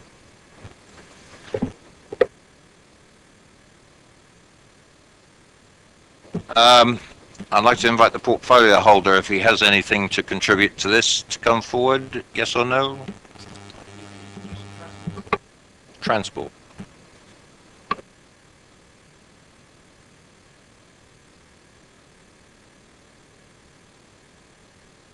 The new committee structure, I've been relegated to the witness box rather than being in the jury box with you. This is an ongoing piece of work, and I thank the experts for what they've done. They have been tasked in particular to progress the work with the Western Relief Road, which we as a committee, you as a committee and I as a portfolio holder, we're all committed to seeing progressed. And obviously that's going to be extremely expensive, and we need to have that in mind. And the points that have been raised I've taken on board, and I'm sure the experts have. But if that is put in place, it will have a relief pressure on some of the other roundabouts and examples that you've given tonight. I don't think there's anything else I want to say, apart from the fact that we're fully aware that this piece of work needs to get done as soon as possible, because this committee and I want to look at it as soon as possible, and it does have a bearing on some of the other decisions that we need to make. Is this a question to the portfolio holder? Yes, portfolio holder, thank you very much for coming to speak to us. What I would like to know is about the impact of the train system, because obviously I'm not banging on about trains because I love it, but we have a huge problem with the train system and the lack of car parking, and it would be extremely useful if you could assure us that in the infrastructure development plan that some analysis and projected usage on train lines into Waterloo and down to Winchester and Southampton and the Brownlee railway station and the car parks and the parking facilities are going to be also looked into in the same body of work in a holistic fashion. Can you confirm that? If you'd like to send that as an email, we can see if that can be passed on to the relevant experts. I'm not an expert in railway travel, so I can't actually answer your question, but you know that already. I would pass it on, and we'll see if it can be looked at. Thank you very much. I now to move on to the next agenda item. Before I do so, I would like to thank the consultants very much for the presentation. Appreciate that this is a mid-term update, so to speak. By the time we get to the final submission, when you do submit it, we'll be looking at this probably at the end of June, beginning of July. The way the presentation has become will be far more readable for some of the members. Thank you.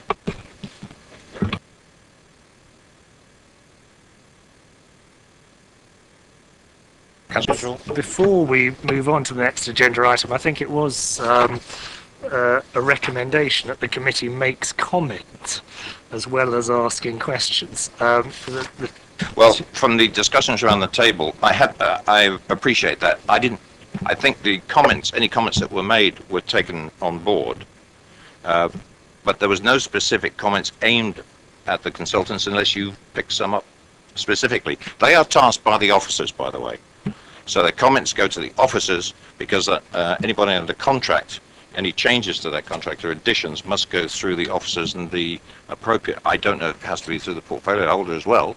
That process I'm not too familiar with, but if you have a comment, please submit it. Yes, thank you, Chair. My comment was as suggested in the agenda paper to the portfolio holder, and to particularly ask him to consider the comment that the consultants made about weighing up alternatives in terms of public transport as against pure highways measures.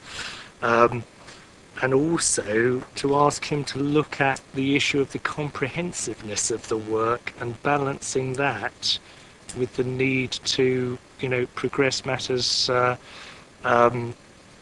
expeditiously, because, the truth is that, actually only he as portfolio holder, will have the detail to actually make this decision, but I would impress on him the need to really sort of give some very focused attention on, balancing up the need for speed as against the sort of comprehensiveness, because I would hate us, to, end up with a bit of a false start and actually end up with something that we weren't happy with and that we had to go back to square one. Thank you. I think you've expressed that fairly well. Would that be the consensus of the committee if that comment was passed on as appropriate? Councillor Mitchell.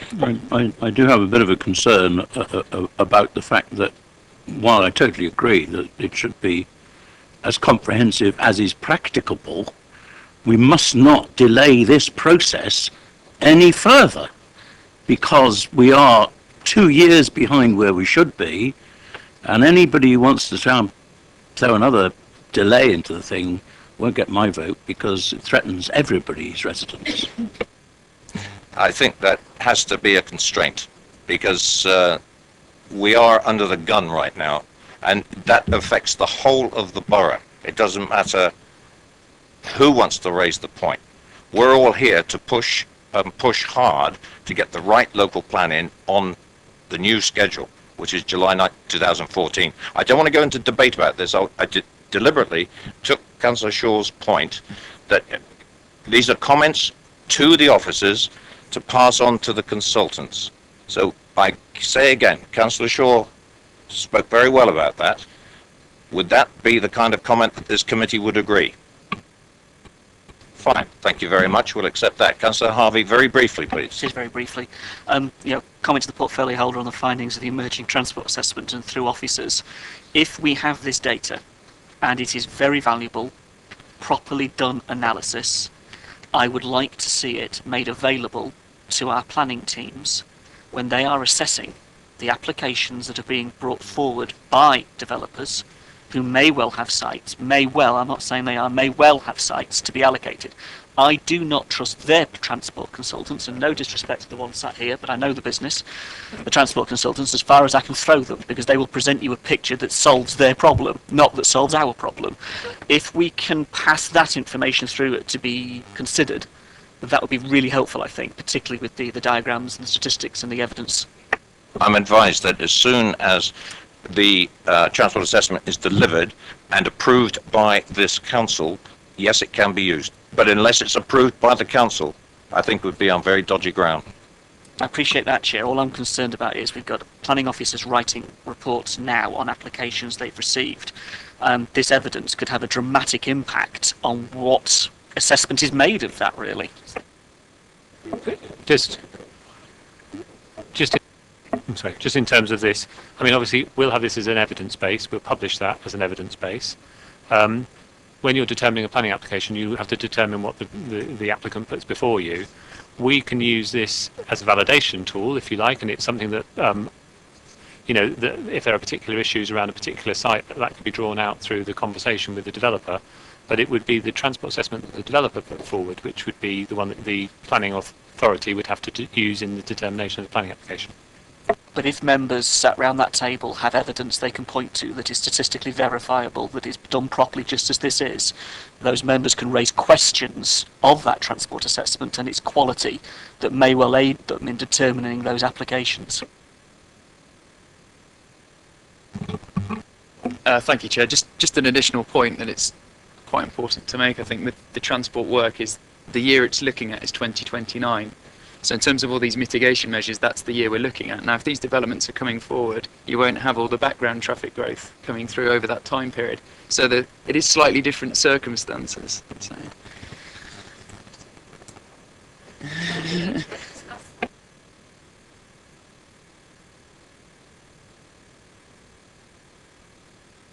We're not going to discuss it now because we don't have the time. What we do with that transport assessment, this is not the time to discuss it now. Once we've got the transport assessment, I quite agree. But once it's used and available to us as evidence, how we deal with it at that particular time. Make it quick, Mrs. Cubitt. Sorry, it's a point of clarification, to be honest, Chair. Such thing as a point of clarification. Well, there is, if you have a question, put the question. It is a question. I'm trying to clarify something you've just said, which is that it would be up to the council to approve their report. Their report is an independent, evidence-based document, and it's not for us to approve their evidence. We accept their evidence. Fine. Because When they're we accept it, experts. I take that comment. You're right.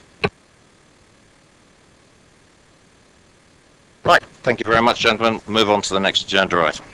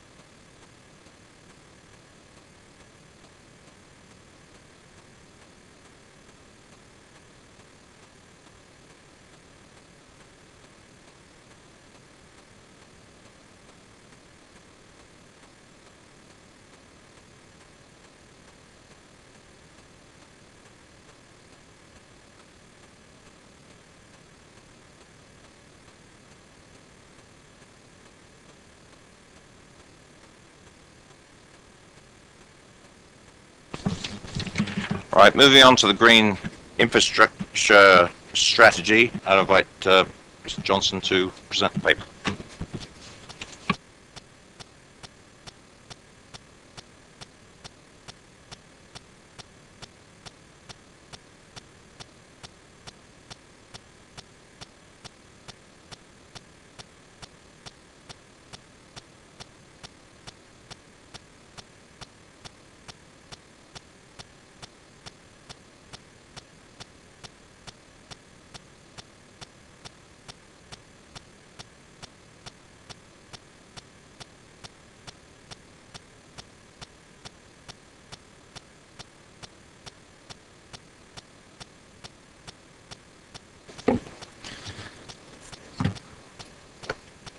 Right, thank you very much, Chair.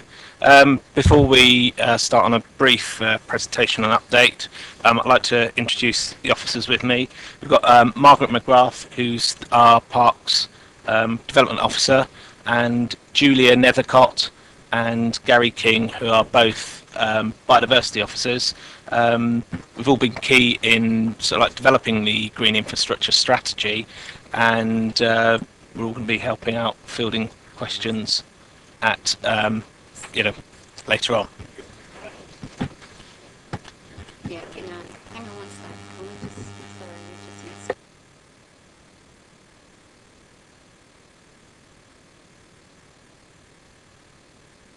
missed. While we're getting this sorted out, let's have a 5-minute comfort break. We'll be back here at 25 past.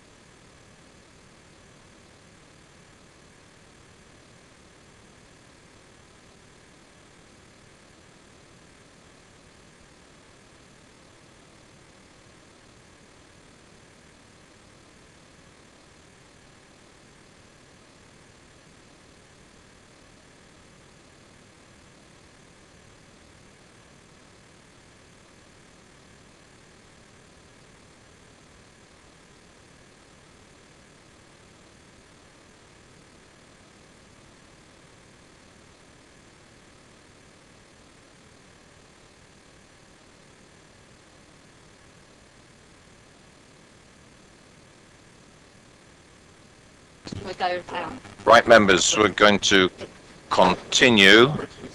There's a slight technical hitch, as they say on the television, but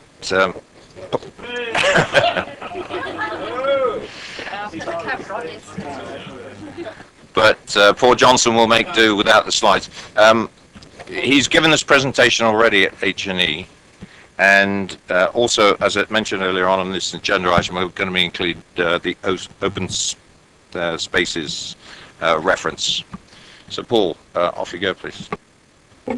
Thank you very much, Chair. Sorry for the absence of a presentation. It's really just 4 or 5 slides, just with a few bullet points outlining, recapping green infrastructure strategy. Firstly, what we're doing, the green infrastructure strategy will provide a planned and managed network of green infrastructure across Basingstoke and Deane, which provides residents with access to a network of high quality parks, spaces, green links and corridors. Protects the health and attractiveness of our natural environment, enhancing those areas which can make a positive contribution to improved biodiversity, and also allows the natural environment to thrive along the built environment. It will aim to manage, protect, restore and enhance existing green infrastructure, and expand and reconnect green infrastructure where there is an identified deficit or whether housing growth is planned and additional provision is needed. In terms of what GI can do, it can make a positive contribution to a wide range of benefits, providing opportunities for recreation and relaxation, conserving, enhancing and extending biodiversity, reducing pollution and helping to address climate change issues, providing opportunities to address health, education and economic prosperity. What will this strategy do? It will take a strategic view of the GI resource to allow a more cohesive and coordinated approach to be taken to protection, enhancement and future provision of green infrastructure. It will be achieved through the identification of deficiencies in provision and the establishment of targets for GI provision. These will be addressed through the development of projects and partnerships, along with opportunities for improving these. The GI strategy document is a council management tool that will allow GI to be managed and developed in a coordinated and comprehensive manner. It sets standards and targets that will apply to developing the green infrastructure network based on a number of identified deficiencies and opportunities. It includes an action plan which will facilitate the delivery of GI through the identification of opportunities, development of projects, establishment of partnerships and identification of funding streams. What this document is not, it's not a planning tool that prevents development. The strategy sets out standards and targets that will support the planning process to enable planning decisions to be made. The consideration of development is covered by various other planning policies that are being considered along with all other policies at the Planning and Infrastructure Ofcom. In terms of where we are on the green infrastructure strategy, the next steps will be consideration of comments made by this committee and the Housing and Environment Committee last week, and where appropriate, amendments made to the GI strategy. And then we're aiming to present a final strategy to Cabinet, seeking adoption as council policy at the end of July. In terms of the strategy itself, this strategy, you may recall, was a draft was presented to this committee and Housing and Environment Committee back in January 2012, and then it was sent out for consultation with a wide number of stakeholders and interested parties, and comments returned on that. Since then, there has been further work undertaken on the strategy. Firstly, and obviously most importantly, we've looked at the consultation comments, considered those, and as I've just said, where appropriate, made amendments to the text and further work on GI. We've also, separate to the green infrastructure strategy, adopted new interim green space standards, which were formally adopted by Cabinet on the 26th of March. We've done some reviewing of additional council strategies and policies that feed into GI. We've done further analysis of resource and deficiencies and identified initial priority areas for GI. We've developed biodiversity targets and also looked, more importantly, at establishing mechanisms for delivery. And allied to that is the development of an action plan for the delivery of green infrastructure. Thank you very much. Thank you, Paul. The way I'm playing this evening is I'm going to invite, I understand it, both of the portfolio holders to make a comment. First, Councillor Donnell, followed by Councillor Raffel, and then I've got one public speaker, Paul Beavers, to allow him to speak for a short time, and then we'll go to questions. Thank you, Chairman. Very short comments. First of all, I want to pay tribute to the huge amount of evidence and work the officers have done in preparing this. I think that's appropriate of these committees because sometimes we forget quite how much work they've done in preparing the papers for us. Secondly, we had a very good session at Housing and Environment and some very good points have come out. I already have a meeting booked for next week with the head of service to start talking about how we can incorporate some of the things that were said at that committee into the strategy. So I'm looking forward to hear your comments, and I hope they build upon, but not necessarily repeat, the comments that were said in H&E. To the portfolio holder. Thank you, Councillor Donnell. At H&E last week, we agreed that in relation to the motion that we all supported at full council on parks, playing fields and open spaces, that would go off and do eventually everyone agreed, and I think it was through Sven and others, that and Councillor Martin Bierman, that the way forward was that we would have a report come back to committee, and we would then look at the criteria and how this piece of work, how we could then take forward this motion. Is that what we agreed to do? I would refer the councillor back to both the webcast and the minutes that come out for the exact wordings of it. It's certainly around the broad brushstrokes. I think it was great, but I'm not going to confirm every single nuance to date with no warning. What I would say is I've already started to talk to the head of service around how, and cabinet colleagues, of how we progress this. However, we haven't started any substantive work on it because it would have seemed a little silly before to come to this committee. What I was saying earlier before you were here is that what we'd agreed at the meeting is that the officers would go away and do a piece of work to support the motion, and then it would come back to a committee, either P&I or housing, whichever the officers and yourself felt was more appropriate for it to come back to then take it forward as a motion. Again, Chairman, I think that was in the broad brushstrokes, that there needed to be more work done by officers. Officers have acknowledged that. We haven't done the logistics of how to do it, nor the defined briefings, because again, we needed to hear the views of this committee. I think that sums it up quite well. Yes, it's acknowledged that the work has to be done, but the actual mechanics of how it's going to be done, that'll be fleshed out, bearing in mind the kind of timescales. Thank you, Councillor Donnell. Councillor Raffel. Thank you, Chairman. You know, and the portfolio holder just spoken knows as well, that I have engaged the officers in a dialogue over the last few days about how this strategy relates to the policies for draft green infrastructure. I sent an email to Paul Johnson, which I think the best way of dealing with it is to read it to you and his response, because it will take things quicker. I wrote this. As you know, the importance of this document from my perspective is whether it has any significance in terms of planning, both in terms of site selection and in terms of design briefs. In other words, if we have a planning policy on green infrastructure that is designed to protect green corridors and residential open space, have we quantified both of these and drafted a policy that seeks to protect them? In my view, the draft strategy deals well with quantifying green space in residential areas and assessing its importance from a human perspective. That importance can be taken into consideration in defending such spaces from applications for development. The draft strategy also recognises that the borough has important areas of biodiversity that need to be protected and perhaps enhanced. However, it does not deal adequately with the importance of green corridors. It talks a lot about grass, trees and humans, but does not consider animals.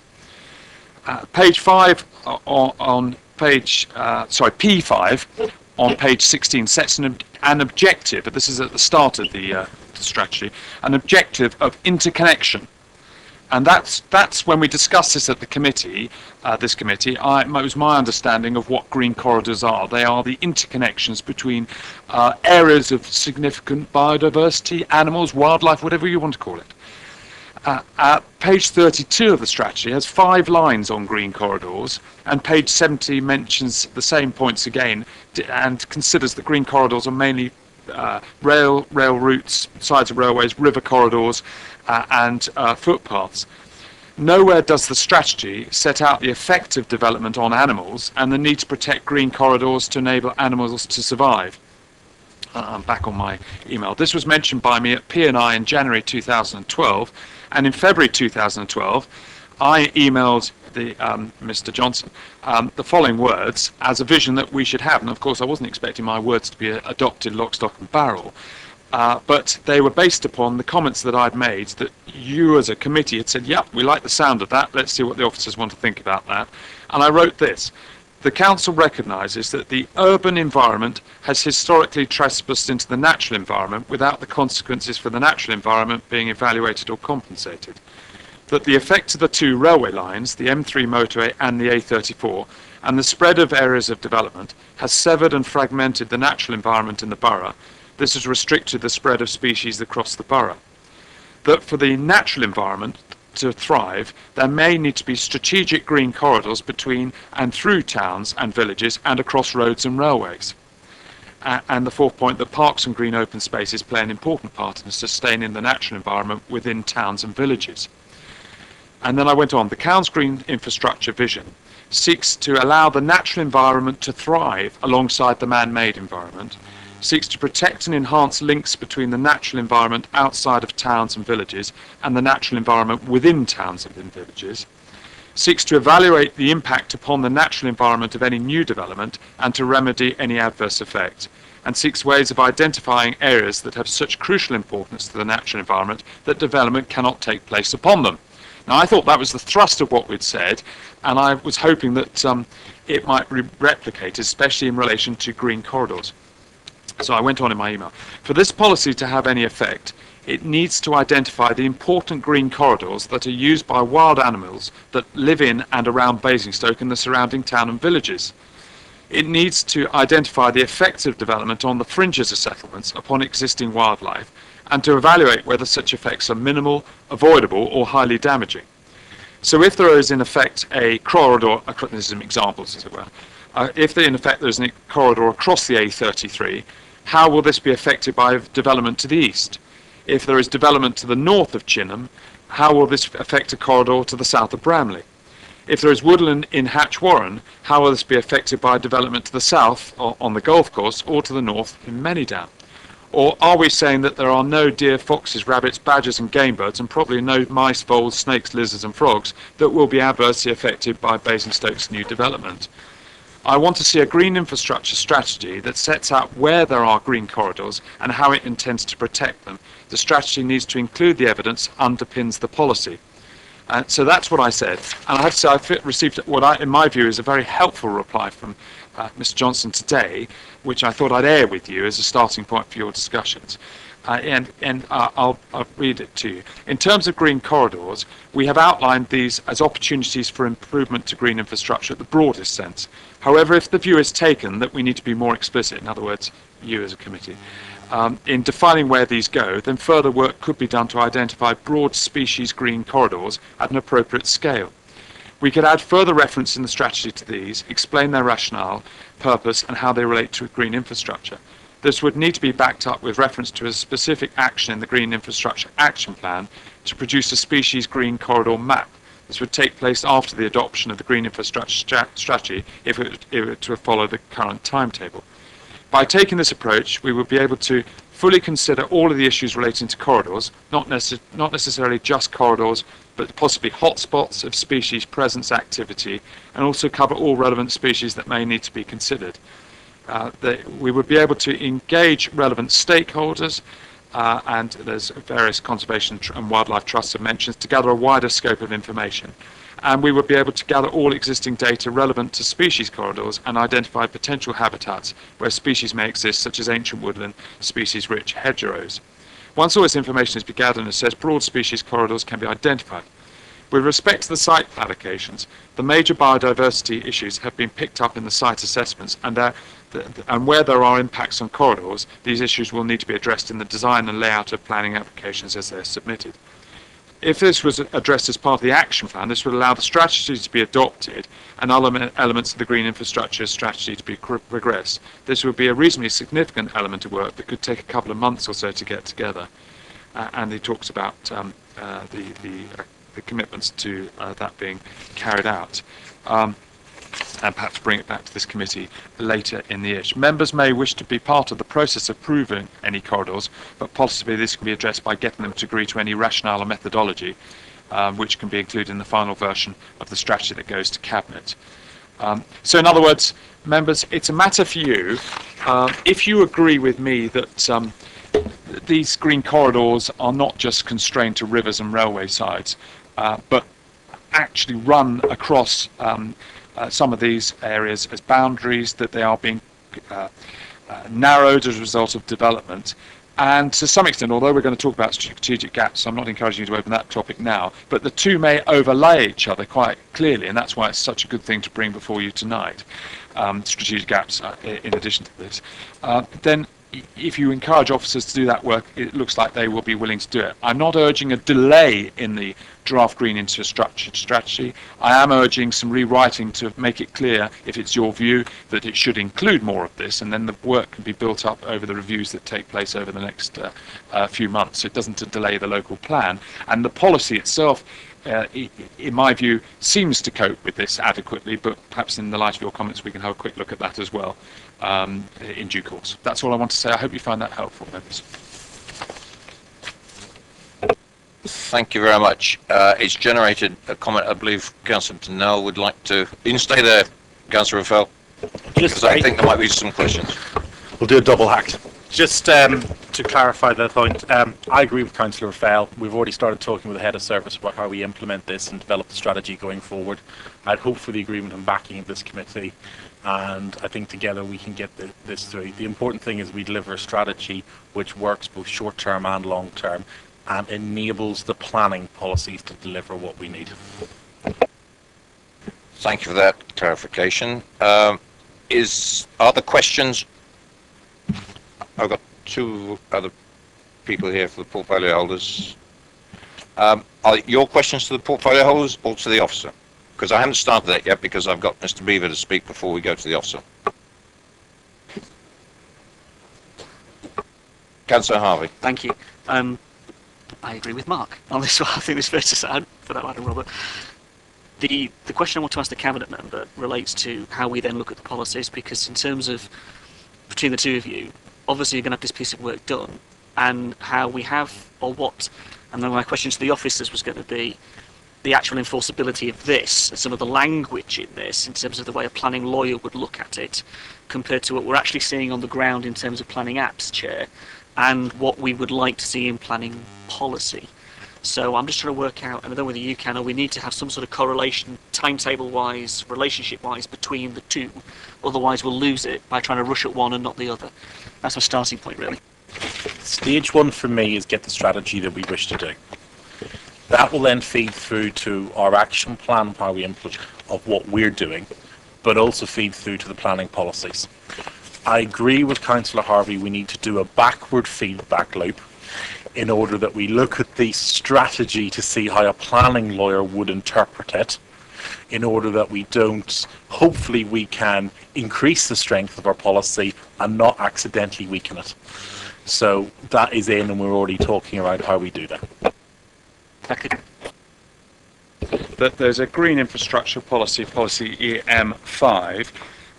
My view is that the policy deals with this. I'll just remind you what it says.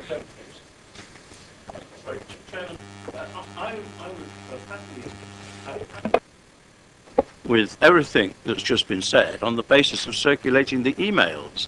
And, you know, having people come across and read things to us seems to me redundant. I mean, we've got copies of policy EM5. We're reviewing them next week. We can remember how to do it. I think it's in a minority of one. The fact of the matter is these are important issues for the borough, and it's very important, Chairman, that the portfolio holders are seen to be doing their job, which means looking at what's going on and not just letting things slip through. Because at the end of the day, when planning applications come before us, people will say, well, who wrote this policy? Who are the councillors who had a look at it to check if it worked? Who brought it back to committee? We've had enough complaints over the past about things not being brought to this committee. I wanted this brought to this committee and this particular point raised, and it will be brought to this committee. And what the infrastructure policy says at the current moment is development proposals will only be permitted where they do not result in the fragmentation of the green infrastructure network by severing important corridors links. Now, my understanding of that is we're not going to sever a railway, and we're not going to sever a river, and we're not going to sever a footpath, I wouldn't have thought. But therefore, the green corridors I'm thinking about are not defined, but when they're defined in the strategy, the policy will deal with it, as drafted. Thank you. Councillor Mr. James. Following on from that, and it's EM3, isn't it, as a policy? I just want to, because in this document it talks about EM3, green. Oh right, that needs, because that's what it doesn't. It's different in the green infrastructure strategy. Policy EM5. All right. Well, looking at it in a parochial way, in relation to the appeal that just went on for Kiln Farm, we had experts come and talk to and give evidence about the green corridor, apparently it's quite unique in Basingstoke, this green corridor, and it stretches from the hospital and it goes all around and down Popley, across to Chinham and into Basing, and apparently in environmental terms it is an exceptionally unique corridor.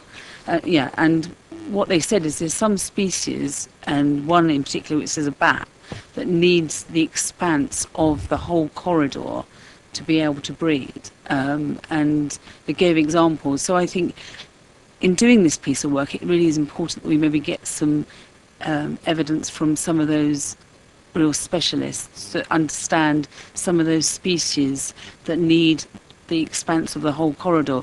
But my question really would be is, in planning terms, if we have a planning application come forward that is going to take part or away of the corridor, how do we protect the whole corridor if they're just going to take such a part of it? Is there any way that we can protect? Is it severing, or is it just... I mean, I just want to know, are we able to look at that? Because apparently in environmental terms, it's the expanse of the whole corridor to enable some of these species to be able to breed. But it'd be worth looking at some of that evidence that was given. I think really the opposite is taking on board. I think no one, when they read this full report, will consider this report to be evidence light. I also think that hopefully your next speaker, who'll be coming on quickly, he's one of those experts who can give a great knowledge of the local area and what the biodiversity issues are. So I caution you all to really pay attention and see where he's coming from, because I think I've got some very valuable feedback. So we are looking at those evidence, and it's around all of us to work together to get the policies that seek to do what we want to do. That was a non-technical planning answer. I'm going to pass over to Mark or Andrew to do the technical one. Well, all I can say to Councillor Ms James is I'm glad that she agrees with me, because that's the thrust of what she's saying. And this work needs to be done. If there's a specific corridor she's referring to, and if she's right on that, it needs to be in here. And she was no doubt shocked and surprised that it wasn't included, because her understanding of what green corridors is seems to be similar or identical to mine and the rest of the committees. And therefore, I'm glad we've all found this at this stage. Councillor Mrs Tucker, this is to the portfolio holders. Anybody who'd like to listen, really. on page 70 it does refer to road and rail corridors, and it is surprising how we can, you know, they are made beside the roads and rails. You get a corridor for animals, but also for plants and wild plants and things like that. But this is where I'm going. The danger, though, is that there are some plants that don't are not acceptable, put it that way, in large numbers. They say that when a car goes by, if it's got seeds and things, the seeds gets picked up and then they go transferred, which is wonderful if it's something like cowslips or something like that. But when it's something like ragwort, which is dangerous, somehow we do have to control this. And I actually spoke to Mr. Johnson today about it. I know it probably is something that we can't put in here, but are you aware that this is a major problem? If you go down the A303 and the M3 and roads like that, they are bright. Sorry, are you listening? I'm definitely listening. Oh, good. I'm so glad. Ragwort. No, absolutely not. Yes, but the point is, I just want to raise the subject, because if people aren't aware of it, it kills not just horses but people as well. Totally agree. We need to have proper environmental management and work with our colleagues at county to ensure this for A3. I think it was a timely reminder. I've spoken to Councillor Tuck on this on many occasions when we've been out on DC, especially when she spotted it. Gentlemen, thank you very much. Can I ask Mr. Beavers to come forward, and we will listen to him very carefully.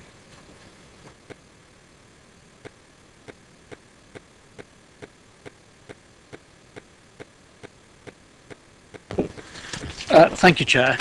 Can I just say that actually I didn't have very long in which to read this report. I think I only got a link to it yesterday morning, or perhaps the afternoon of the day before. I was on holiday 2 weeks before that, but the link I was sent and opened didn't work. So my comments are fairly parochial, if I may say so.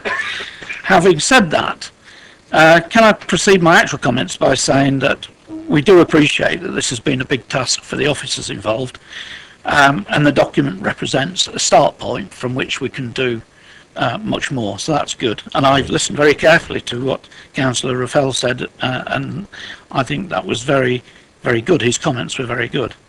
I've got 3 points I would like to focus on as a community group. Firstly, we support the focus on prioritising the 2 river systems. We think that's very important.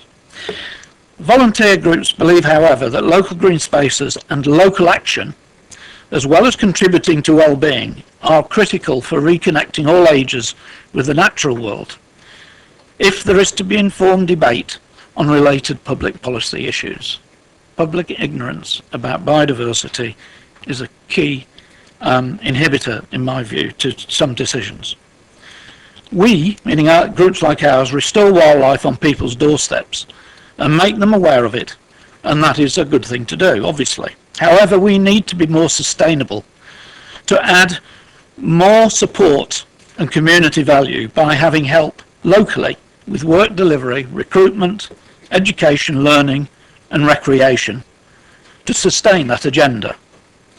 We do not have that level of resource, and we do not feel that the GIS gives that task, that responsibility, the profile or recognition that it's worthy of. My next point is about Manydown. Why doesn't the council use its own land to promote biodiversity in a significant way? Many of you will be aware of some of the information I've passed out to all councillors in the past few months, and there is a significant opportunity there. Why is that not in the green infrastructure? And even without it, some of the flora there is so rare, we ought to be having plans in place now to try and make sure if some of the areas are developed that we're trying to save some of the species that are on there. I flagged this up some while ago, and I think that the council should be investing to do that. It is public land, and I think we should expect better. My second point is I did expect to see a borough and county green space map setting out what land was owned by the borough and county, not down to the... You have 1 minute. Sorry, thank you. Not down to the minimum level, perhaps down to an acre or half an acre, but so that we actually have a visibility of what land is owned by the borough, and preferably by the county as well, so that we can see how we can create corridors and do more connectivity. My third point is to do with neighbourhood planning and green spaces. There is a general concern about how neighbourhood planning will work for green spaces. This has been explored by me with the Department of Communities and Local Government as the author of the policy, but it seems they've not fully considered some of the issues we raise and did not really have a solution we were happy with to the scenarios and questions that we posed.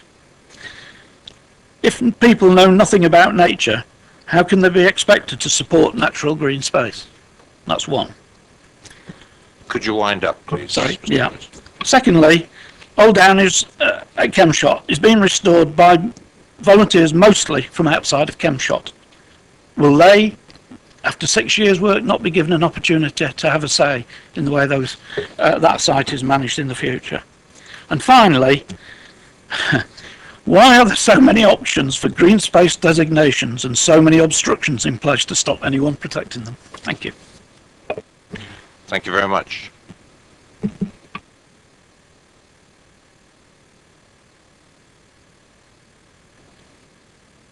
Questions to the officers? Councillor Mrs. James, followed by Councillor Gardner, followed by Councillor Watts. Thank you. I've raised this before and I'll raise it again, and it was picked up, I suppose, by Councillor Ruffle tonight around planning and how this document translates into a planning document. And the standards on page 37, what concerns me is, and why do we have an expected quality standard and a minimum quality standard? And if you look over the page on page 38, the note says the expected quality standard is the quality of space which all new developments will normally provide. Is that robust enough in planning terms, and will that hold up if a requirement, and I don't quite know what it means in planning terms, will a developer go for an expected standard, or will they go for a minimum quantity standard?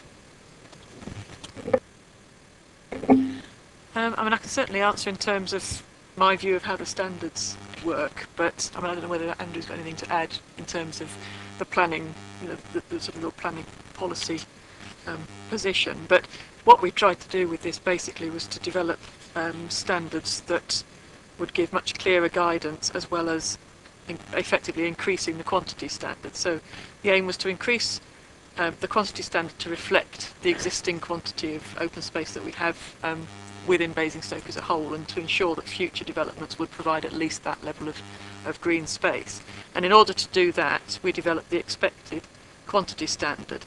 And as you say, the note at the beginning says normally, it would normally be expected that that would be what was provided. But I think that is reinforced by point 2, where it says any variation below this standard will only be acceptable if fully justified in relation to local need, existing deficits, site constraints and other council priorities. So we will always be starting at the expected standard, quantity standard. The only reason for moving away from that would be if there is clear justification provided by a potential developer that there is no need to use that expected standard for the reasons that are explained in note number 2. The minimum quantity standard was something that we felt was important to avoid basically being negotiated down to nothing, trying to sort of have a sort of line in the sand where we would say, well, you know, whatever the circumstances, whatever the situation on site, there is a minimum below which we would not accept any further negotiation in terms of a quantity standard. So the expected standard is where we start. The minimum standard is the point below which we wouldn't negotiate. and then within that, negotiation would only be on the basis of local need, existing deficits, site constraints, and other council policies. So from a planning point of view, if it's negotiated away and we get down to the minimum quantity standard, is your objection a material consideration in a planning application? That's my first question. I'd like to think so, yes. Yes, it is. And if we have this as a document, are we saying, as a council, if our officer is saying that it's is a material consideration, and they say that this is a minimum and we shouldn't accept anything less, if we do get a material consideration from our open space officer, an application will not go ahead, even if DC recommend approval? Do we understand the importance as a committee of this being a minimum, that this is what we want? Because that's what we're saying in this document. Just in terms of process, I mean, my understanding is that these standards are already adopted by the council, by cabinet. In terms of a planning application, obviously Margaret and her team get consulted on planning applications, give their input, and if there's any movement away from a particular standard, that's normally set out in the report to committee, for committee to decide whether there's an acceptable reason to move away from that standard. So the process is as it is at the moment, and it ultimately gives you the control as a committee to make a decision based on the officer's report. And I presume it's a very small occasion where there's any deviation away from standard, and then there has to be very clear reasons as to why that's happened, which are set out in the officer's report, and that's part of the debate at the committee. Unlike what Andrew says, there's many occasions where they deviate from the standard.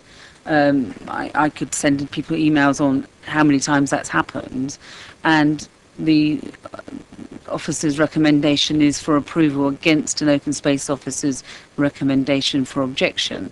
But I just think if we are going to be committed to this policy, and I commend this policy, but if we are going to be committed to it, we need to be able to stand up and be counted and recognise the importance of this from DC. But I do want to really understand, Margaret, a bit more about what you say here in 2 around the get out of jail, really, for what does that actually mean? What will we accept? What are the circumstances?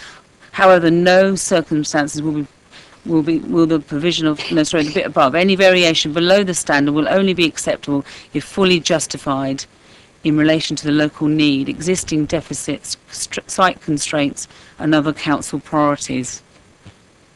Sorry. I think it's one example that I could imagine where there may be some justified variation would be if there was a surplus of green space existing in the locality that was accessible from a future development. In addition, I mean, that could be a quantitative surplus. The other option would be if we had existing sites that were under functioning, if you see what I mean, underused, and by enhancing them, we could actually increase the use, which would benefit a wider population. We would then probably be looking for an off-site contribution, financial contribution, to actually enhance an existing site nearby. And committee may feel that the wider benefit to the community made that a justifiable approach. So that there's a couple of examples where I could imagine it happening. I've got several questions, but the question I want to ask is about, on the table on page 37, the amenity green space, including informal play space and kickabout. Has that been reduced from our old policy, Margaret? The quantity standard has increased, both the minimum standard and the target, the expected standard, are both higher than our current minimum standard. What has changed is, which you've raised before, is that the walking distance has changed. We did have it was in the SPD. We had a distance to equipped play of 150 metres in the existing SPD.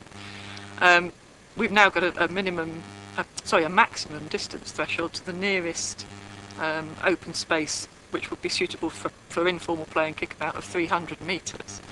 So there is an increase in the distance threshold, but there's also an increase in the quantity standard.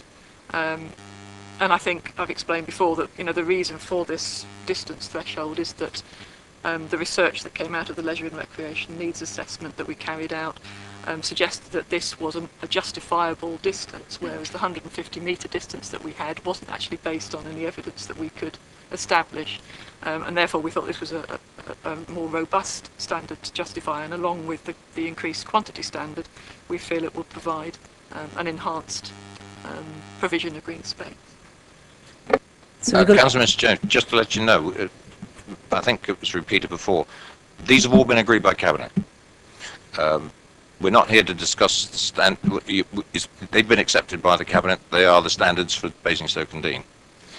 You can comment on them if you like, but it's the general strategy we're trying to get your comments on this evening. Yeah, I know it's in the document. If you remember, Chair, what happened is at H&E we had a commitment from the Cabinet member that we had to adopt it there and then, but he said that it would come back as part of the full document, and if we wanted to, we could then have an opportunity to make changes. So though it's in here and it's been adopted, if we want to make changes to the standard, and all I'm pointing out to members is we now have to walk double the distance to get to open space. But the other one that I wanted to pick up on, Margaret, is the accessible natural green space. Natural England accessible natural green space standard. They say of at least 2 hectares in size, no more than 30 metres, 5 minutes walk from home. So we're not meeting what they're laying down. It's a much lesser amount. Can we not increase that amount of open space?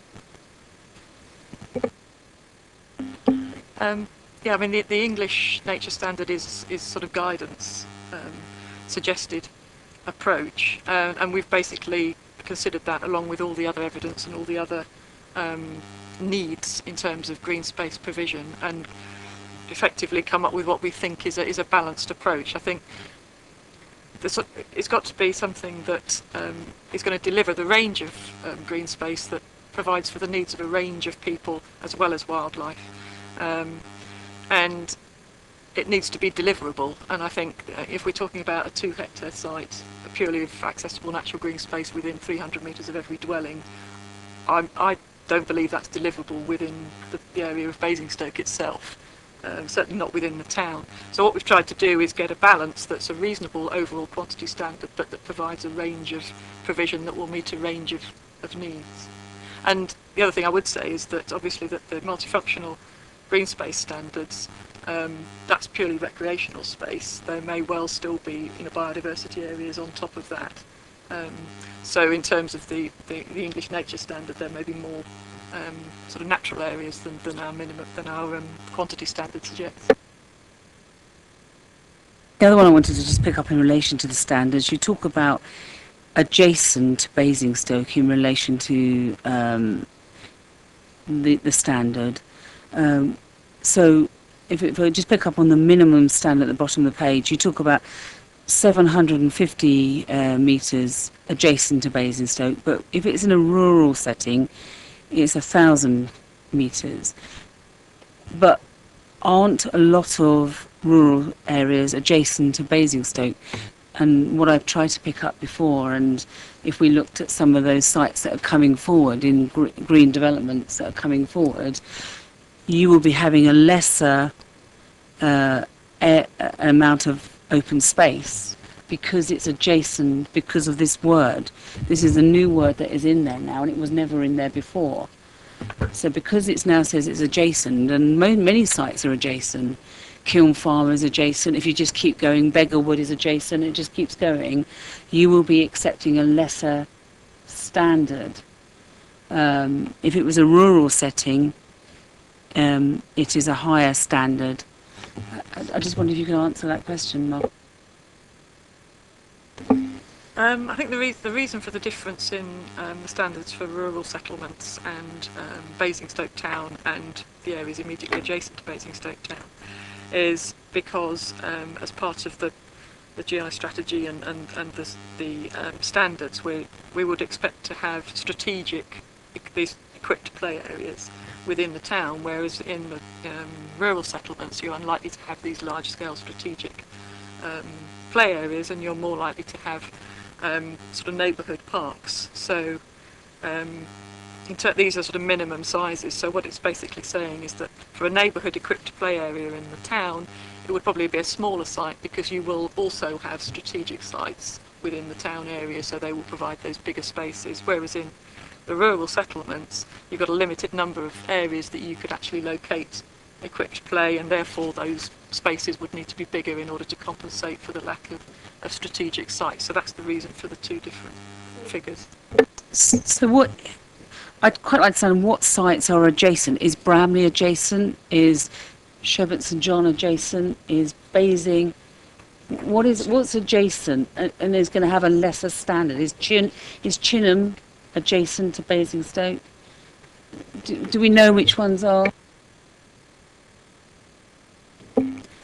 I mean, adjacent means directly abutting the town of Basingstoke itself, and we have made comments in, I can't remember whether it's in the notes as well, but there's certainly comments in the strategy about the issue of if we have a development that appears to not be adjacent to Basingstoke town, but we know that the land in between is likely to be developed in the short to medium term, then we would be looking to employ the urban standard for that, because clearly it's going to be connected to the town in that short term. So, I mean, there are allocation sites where we're in that situation. So it's basically sort of taking account of what the quantity standard needs to be for the location of that site, and that will be impacted partly on its proximity to the town and the other facilities that are available as a result of that. Obviously, a settlement like Bramley is a sort of distinct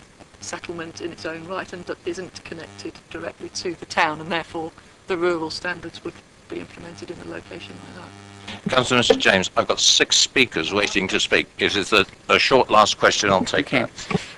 I just want also, while the Cabinet members are here, just to pick up on page 71, the biodiversity offsetting, and my real concern around that, and again, it's the this word mitigation and to compensate for any residue loss, and I have real concerns. Yes, and I'm asking for the officers, is there a necessity for this to be in this document? It's in the document in relation to, it talks about opportunities for improvement. Is biodiversity offsetting an opportunity for improvement in this borough? Do we need to have that in this document?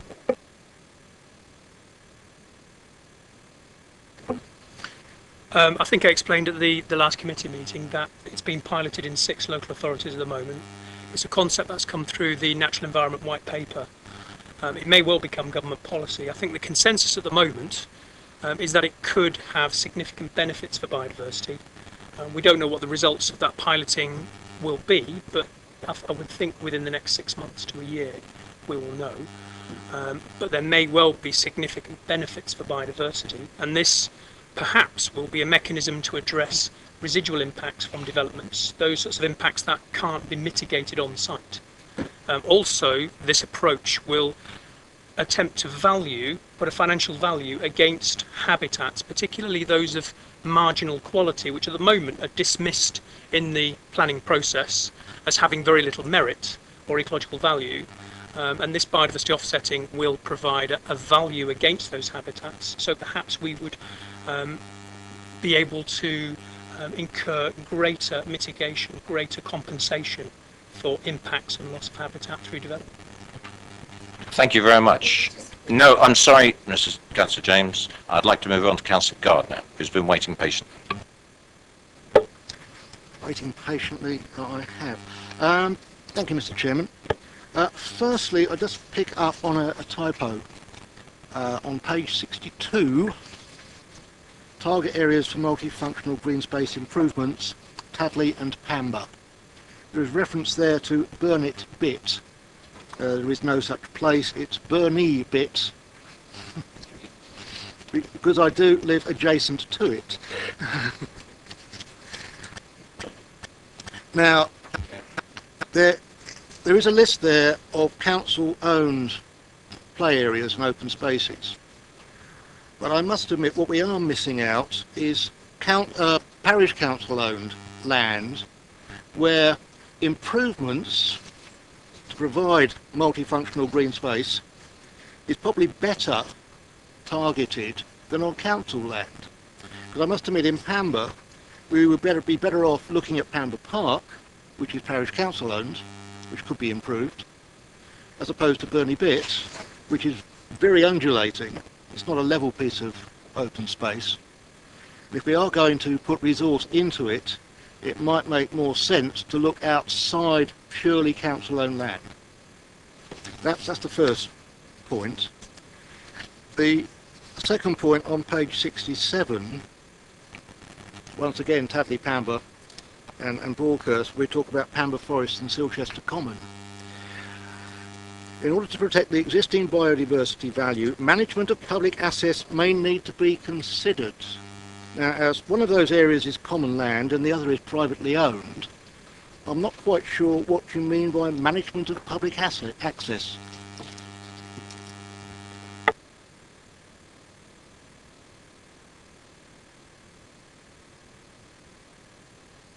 Yeah, point noted. We'll have a look at that and we'll review that after the meeting. Thanks. Yes, certainly we'll do. Yeah, we'll feedback. Yeah. Councillor Watts. Thank you, Chairman. I've got several questions, but I hope they're brief.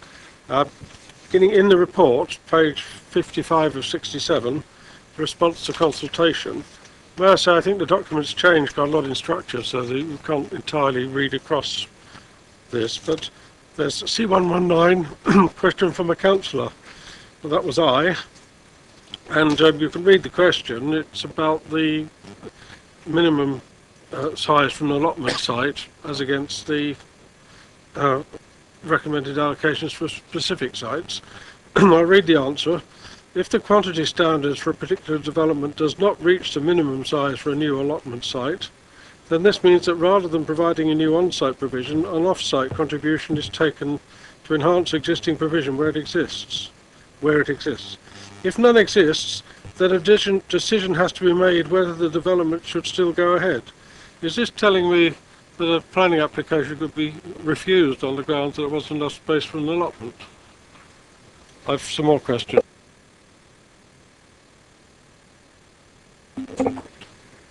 I think what the answer, what the response is saying, certainly at the end there, is that, as we've discussed before, to move away from the standard in relation to a particular development would be a decision that would have to be made as part of the planning process. And, you know, whether or not allotments can either be provided on site or an off-site contribution taken for existing provision would be part of that. Those elements that would have to be balanced in making a decision about whether to approve a application.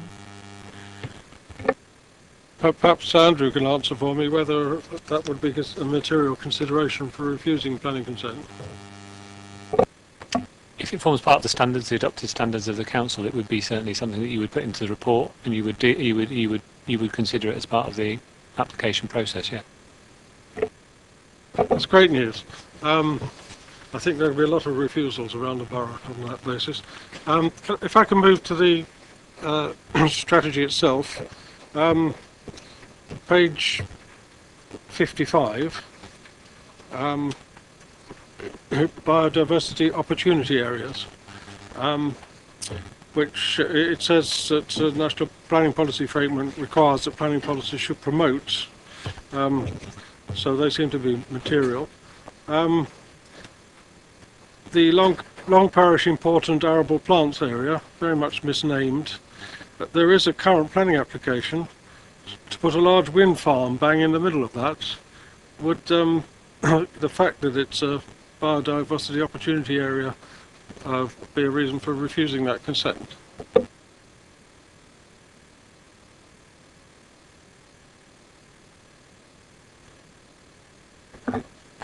No, it wouldn't be. These are just, these aren't intended to be a basis for refusing development. They're just about identifying on a landscape scale within the whole of the southeast areas that are identified as being important, either for habitats or particular species. So, no, I'm afraid it wouldn't. Other than, obviously, if there are important arable plants in that area, then in the normal due process we would need to assess any planning application and any impacts that it might have on any species of importance. Okay, I hope that's being done in this particular case. Over the page, page 56, the biodiversity priority areas, the River Tess. Diversity project area, or indeed, sorry, I mean it does refer to the River Test, especially in Whitchurch there. I really wanted to point out on the management of council-owned land, heading on page 57, particular mention could be given to the Daniel Park Queen Elizabeth Field in Whitchurch, which is within the boundaries of the River Test BPA and is council-owned. Yep, certainly, we could put that in. Thank you. And oh dear, I've just pulled my tag off. This is a disaster. I'll have to skip my next question. And yes, well, the action plan is really what I'm on about. I'm very pleased to see documents that have an action plan in, and it does actually say on the page that I've just lost that landowners should be taking action against this action plan. So on page 94, against physical projects, we have the key task, work on BDBC land. Now, is there going to be a companion plan for this council to actually do what it says in its strategy and work on the borough council land? And indeed, we had a member of the public promoting an awful lot of work on Moneydown. I, of course, am interested in Daniel Park, Queen Elizabeth Field. But are we going to have an action plan? And so, who will own that? Is it Councillor Donnell who's got to do it? Hello. In terms of the management of council open spaces, yes, certainly one of the actions will be to look at what we are doing, look at how we can improve it, and look at particularly how we can improve it in relation to green infrastructure strategy. In terms of working alongside local groups and the like, that's going to be a key element of these as well. So yes. Last question, is funding going to be provided for this? And perhaps the officers can't answer that, but I would like an answer. In terms of funding, the strategy and the report does set out potentially how funding of GI could be resourced. There is actually mention in the report in paragraph, bear with me, in paragraph 4.3 there is reference to the fact that staff resources are being devoted to more biodiversity friendly operations in the council's parks and open spaces, and also the fact that by refocusing existing resources rather than requiring additional funding, we could look to extending this approach. Portfolio holder would like to make a comment at this stage. Thank you, Chairman. Just wanted to come back on Councillor Watts' comments. I will certainly own the plan. I'm not sure I can do all the work by myself. More than happy to join a community action day on Daniel Park if you wish to organise one, Councillor Watts. I'm trying to go to as many of them around the borough as possible. It is certainly something, once we get a proper strategy up and running, it is a council priority in our council plan, and we have to look at the funding and resource to that. But I think the key for our green infrastructure going forward isn't just about what we and our paid council officers do, it's around how we can empower the community together and working with developers, etc., in order to do it. Thank you. Councillor Mr. Cubitt. Yeah, it was just a supplementary question. In terms of the difference between the expected expected standard and the minimum standard, in the event that a developer seeks to meet only the minimum and not the expected, is it within our policy or is it within our remit to state that they would have to go to development control to get permission to go below the expected quality standard at the moment?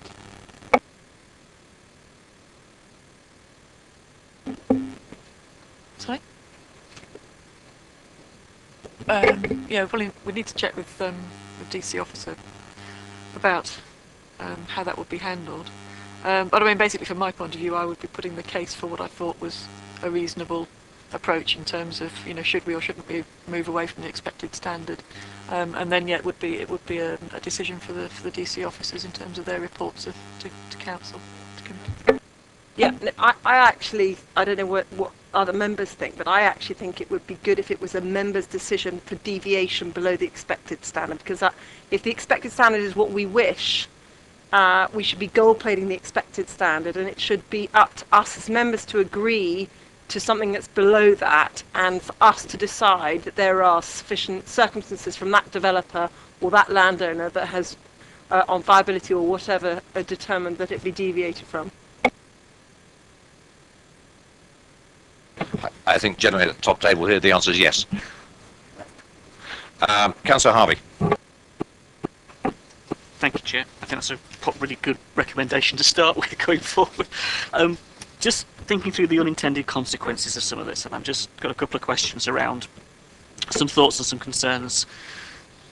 If the walk-to distance has increased, the logic of some areas that may be subject to, for example, regeneration, or maybe subject to change in the structure of a local area, would likely mean at the moment, if I read the policy correctly, that smaller pieces of open space potentially would be lost, because the residents would be expected, in whatever new form was, to perhaps now have to walk a little bit more, well, in here almost double the distance, to a larger piece of open space, because we are deeming that now to be the expected standard. So the smaller pieces of open space that may well have existed previously would be sacrificed because now we're changing the goalposts. I hope I've read that wrong, but as a playing head-on, that's the way I would read it from a planning lawyer's point of view. I think the main comment I'd say about that is that the distance standards are maximum standards, so we're justified in looking for something less. But I accept your point that we then have to make the argument that that we should be going for something less than that 300 metres. In terms of whether we would lose open space, we would only. I mean, open space. Of whatever size, if it's public open space, it's protected under the current policy, and it will be protected under the GI strategy, the new GI policy rather. So it would only be lost if there was a situation where there was a surplus of provision existing, if the loss of it would actually enhance or be of greater benefit than actually losing the open space. So basically, the criteria set out in the draft GI strategy would apply to any open space. So they would only be lost if it was felt there was no functional need for that open space. But as a planning inspector presented with a barrister sat in front of me telling me that the council standard is X, I meet this by having a walk-to distance, and by the way, I've got a bigger piece of land, but the smaller pieces that existed, the smaller parcels of land. In many of our urban areas, we've got these little bits of open space that are absolutely critical to the green lungs of those streets and those roads, let alone the estates they're set in. And I read the policy, particularly that a developer could come along and say, in a regeneration or in another a development of a larger area nearby adjacent to, and argue the case that your policy now moves the goalposts, and those smaller spaces are no longer needed because I still meet the requirement. Technically, I still meet the requirement. Excuse me, members, it's coming up to 9:29. Are you willing to suspend standing orders? I would like to call this to a halt at 10 o'clock. Just bear that in mind because we've got a couple more speakers. If you could keep things short and sharp, please. I mean, I'm just trying to imagine, sort of, for my sake, imagine sort of situations where this would happen and what would be the likely outcome. I mean, in terms of small open spaces, there's two functions for that. Either if they're big enough, it's recreational function, and we should be able to demonstrate that they are needed for that function, regardless of how close they are or how many, how close they are to each other. If there's, in terms of quantity, there's a need for that to be retained in terms of recreational space. The other function of that type of small open space is from an urban design point of view, from a visual amenity, from openness, greening point of view. And I know my landscape architect colleagues would have a lot to say about, whether those areas should or shouldn't be lost. So I think I'm hoping, I do believe that we're covered in terms of that approach. Thank you, Brett. That kind of neatly leads me on to my next question, really. When I've read this, my problem with all of these strategies is how enforceable are they? So when I look at 38 and I look at the language you're using in section 1 and 2 there, the normally bit is concerning because I can justify quite easily on grounds of viability that I need to do X, Y, and Z that goes against your policy. And I can quite easily work round through a planning consultant variations of local need, existing deficits. I can argue each of those points very cleverly at a planning committee, where a planning officer looking at the overall balance may choose not to take on board our environmental strategy, or the GI strategy, may choose not to give the priority we might as members to, because in the overall balance they judge it being different. Now, the example I would give you that's happened, and the reason why I'm raising it in the language to address it now, is what happened on Kiln Farm. Because there we had our officers saying there was a kickabout requirement of 3,540 square metres on site. There was an equipped play requirement at 885 square metres on site. The developer came back and said, I'm terribly sorry, but I'm going to offer you 2,000 square metres less of kickabout, and I'm going to offer you 500 square metres less of equipped play area. But our planning officers still recommended it for approval over the objections of yourself. So the quality of what we hold here as policy and the way it's treated as priority is a question mark. So the language for me is really important, and I can't see it's tight enough at the minute, because I can see developers driving a coach and horses through it. They have. And whether our planning officers actually, and this is no disrespect to them, take it seriously enough as a reason for not approving or recommending something for approval. Two really big questions that need to be answered if we're going to have any value in this. I mean, just in terms of the planning application process, as you're very well aware, officers have got to balance a whole host of things. And it's obviously down to the members when it comes to committee to see whether they agree with that point. So ultimately, that control rests with you, as it did on that particular application where you refused it on that particular ground. So I think the policy is clear. What we're trying to achieve. There will always be a balance, and sometimes, as members, you'll be more than happy to see that balance in one way, and in another time, you'll be happy to see it in another way. And we, as officers, try to bring that all together to give you the fairest reflection of what we think is the right determination on a planning application. Ultimately, you can agree or disagree with that as is your right, and as the whole point of having a development control committee. And I think what members did that night, I appreciate what they did, and I'm sure they appreciated the arguments because the decision was made that was made. My point is, that was such a radical, I mean seriously about it, that was over 50% less on both occasions there. I mean, that is some variation from what we were expecting on a major strategic site that is supposed to be part of this local plan. The first one that's come through so far, all the rest are on their way. My point really then, Chair, in terms of the application of this is, can we please look at tightening up the policy here? And when it goes to appeal, it doesn't matter what the members said sat round the table. It matters what the technical wording of that policy is in a barrister versus barrister environment. That's my point. My final question is about the biodiversity offsetting, just quickly. I appreciate why you want to achieve it, and I can understand where it's coming from. But again, with the planning head on, you would have a developer sit there quite easily now with those paragraphs and use them as an... If you're now going to stick a monetary value on that great crested newt environment, or that environment, or that green corridor, I will offset that and offer you X £1,000s to do it. And my viability case will sit in front of a planning appeal inspector and make it for me. You're giving them the out. I appreciate what you want to do and what you want to achieve, but at the moment, with the way it's worded, we are giving the planning lawyers carte blanche to drive a coach and horses through this, regardless of our aspiration, because it's nice, but the wording is actually what matters. So again, can we take it away and have a really close examination of that from a legal point of view? Take that as a pretty good comment. Would the committee go along with that particular comment, that that wording is re-examined by the officers?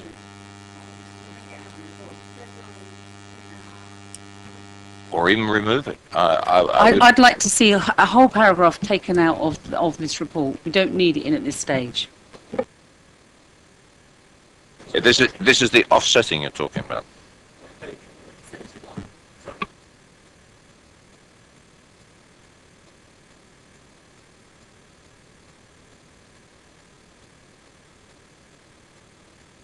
If I can read the comment that we've got at the table here, is tightening up the words in the GI strategy, thinking about how developers might interpret the particular words. Yes, we appreciate that legally. Would the committee accept that particular one? Correct. That's a different point. But that, what I just read out is one. Do you want to... Is it worth just going through what we've captured so far and then to see whether the committee agree with the general points? The very first point I had was that we needed to be clear about what green corridor definition was, and it went beyond the definition that was made just around rail and road links. Generally in agreement. There have been a number of queries raised about the standards, particularly regarding distances to various types and the different types of standards being applied in Basingstoke and the rural areas.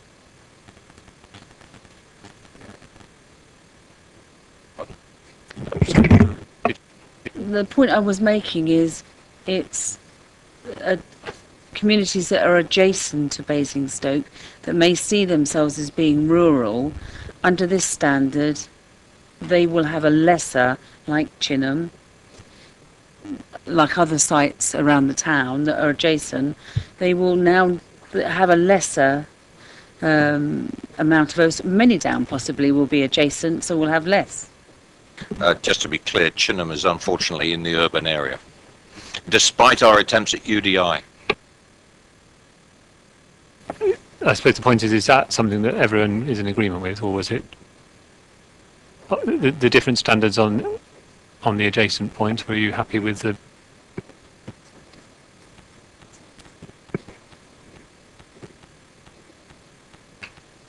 I'm not getting a clear view, so...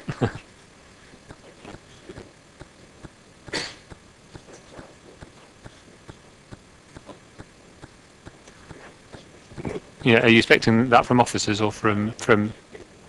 Okay. I don't want it. I'm saying there are sites in Basingstoke that are adjacent. Are you aware of what they are in this report? Because I don't think we are aware which sites are adjacent and which ones are not. And I think it would be, in agreeing this standard, you need to be aware that those sites, because of this standard, are going to get a lesser amount of open space. I think to make this crystal clear, I'm going to request that it would appear to be Augusta Harving Councillor, Mr. James. Could you email that to the portfolio holder, please, specifically, who will discuss it with Augusta Denali, yes, with the officers, and give you a response to all the members of this committee, if necessary, to all members. Thank you.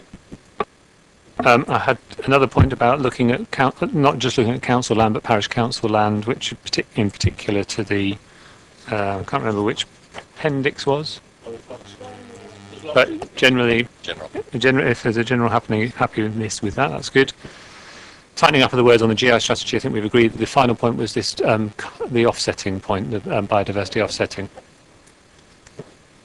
You left off the agreement that the expected standard, if there was a deviation, should go to Development Control Committee for permission to go below that standard, as opposed to just an officer decision. And are members in a general agreement with that? So that referred to the councillor? Okay. Yeah, it'll go to the portfolio holder, but yeah, I've captured that from the committee, yeah.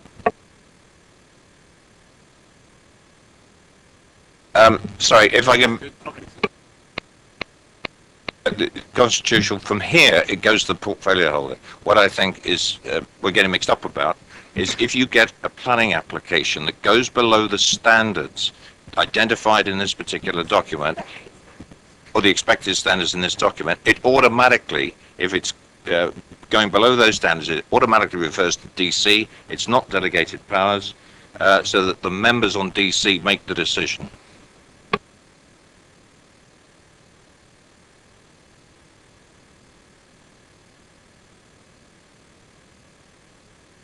To try and make it Councillor easier, Harvey? I think the section at the moment as it stands shouldn't be in the document, because it hasn't been, in terms of what I was suggesting in terms of the testing of it, very clear need for it to be tested.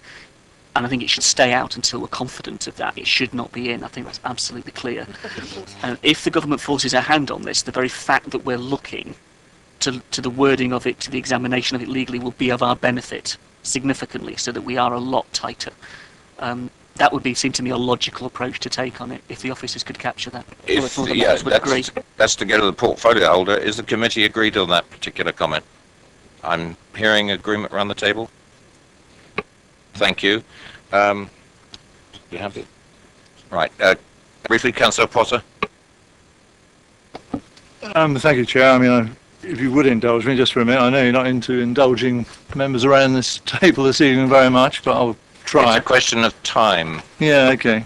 I mean, can I just go back, if I may, briefly to the amenity green space standards? And I know that it's been covered in terms of what Councillor Cubitt said about reference to the DC committee, and I fully support that, where clearly developers are seeking to get something other than the expected quantity standard which we've listed.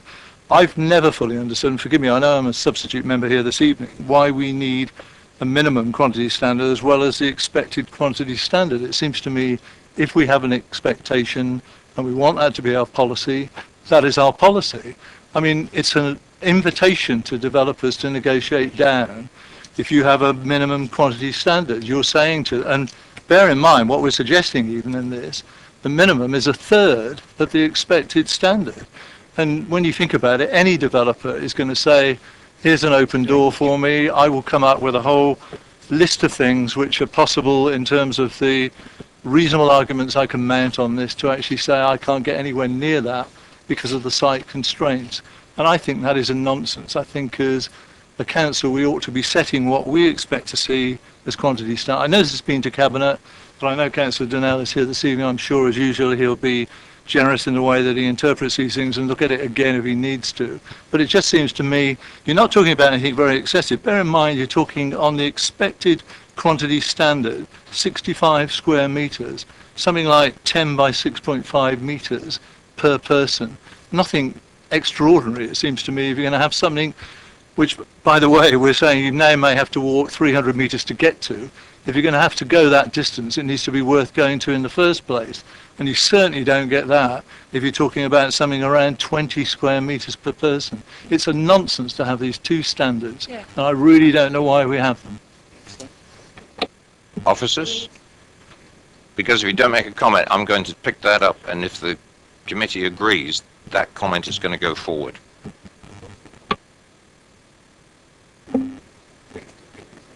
Yeah, I think I've explained why we felt that there was a need to take this approach. There will be situations on particular sites because of the nature of the site, because of the nature of the surrounding area, because of the existing provision of green space, where to basically demand the expected standard could quite possibly be seen as unreasonable by an inspector. But we didn't want to just have the expected standard and then an opportunity to negotiate to effectively for forever to nothing. We felt that to have this cut-off point, which is still greater than our current minimum standard, but to have the expected standard as what we would expect, except in exceptional circumstances, we will expect our expected standard, and there has to be thorough justification for moving away from it. That was our approach. Committee members, Councillor Potter suggested that we forward on the comment to the portfolio holder, because this is what the protocol is, that we do not accept the minimum standard in the schedule of standards. Is that the committee's wish? Fine, we've captured that. Thank you very much. And Councillor Potter, do you have another point? I'll give you one more, and then we've got to move on. No, sorry, Chair. Thank you for your indulgence, like I keep saying. But I mean, if that's been agreed by committee, it seems to me that's what I was looking for. Thank you. And I see, in terms of the way we caveat, the sort of variation below the standard. I mean, there are so many loopholes there a developer worth his or her salt would make use of. It seems to me we open the door for that type of negotiation, and that is against the best interests of our residents on these developments, and that cannot be acceptable to us, I think, really. And I think members around the table this evening are saying the same thing as me, which I'm gratified by. Thank you. Councillor Peach. Thank you, Chair. I'll be as quick as I possibly can. I'm actually referring to page 50 on the document itself, under borough-wide biodiversity, and it states that whilst the borough contains a number of designated sites mentioned above, refers to sort of 800 sinks and 19 special sites of interest. Many of these are small and isolated, but we just heard today that there's potentially a very large site of great importance. So perhaps there might need to be some change in wording there, that not all sinks and special sites of interest are small. And the final part of that, really, I just wanted to ask, is how can we ensure that this document as a strategy is living a bit like our environment, because obviously these change from time to time, so we can make sure that this is updated, and these sink areas, I know there's 800 of them, it's a huge piece of work to keep up to date with them, but where we have ones that are of significant interest, if we can make sure that happens. And the final point was, in terms of the action plan, just to make that beefed up enough so that we're not responding necessarily always to development pressures, but we're proactively managing those areas. Thanks very much. In terms of your first point about the action plan and how it would, the sinks, how they would be represented and how we review the document, it is intended that we would have a periodic review of this, because as you quite correctly say, it's not a static document, it is living, and we will need to have periodic reviews of both the GI strategy and also the action plans within it.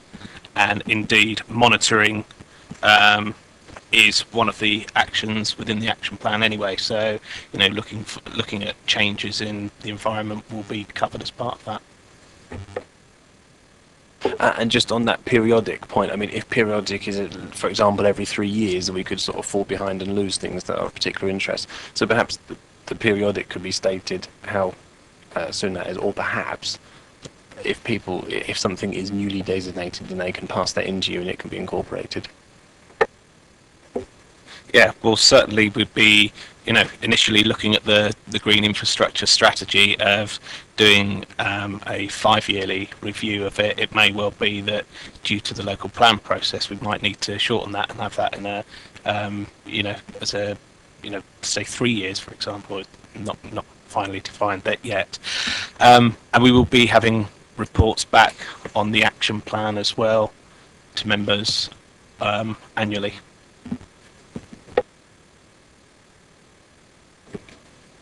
Would the committee agree that any updates more than anything else, if Hampshire, because we don't designate sinks, Hampshire does, or some weird and wonderful agency down in Hampshire does, that it gets fed into the strategy and members are made aware of them, especially the ward members, because it didn't happen to us. I know that.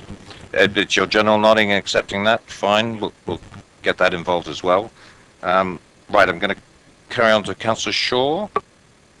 Yes, thank you, Chair.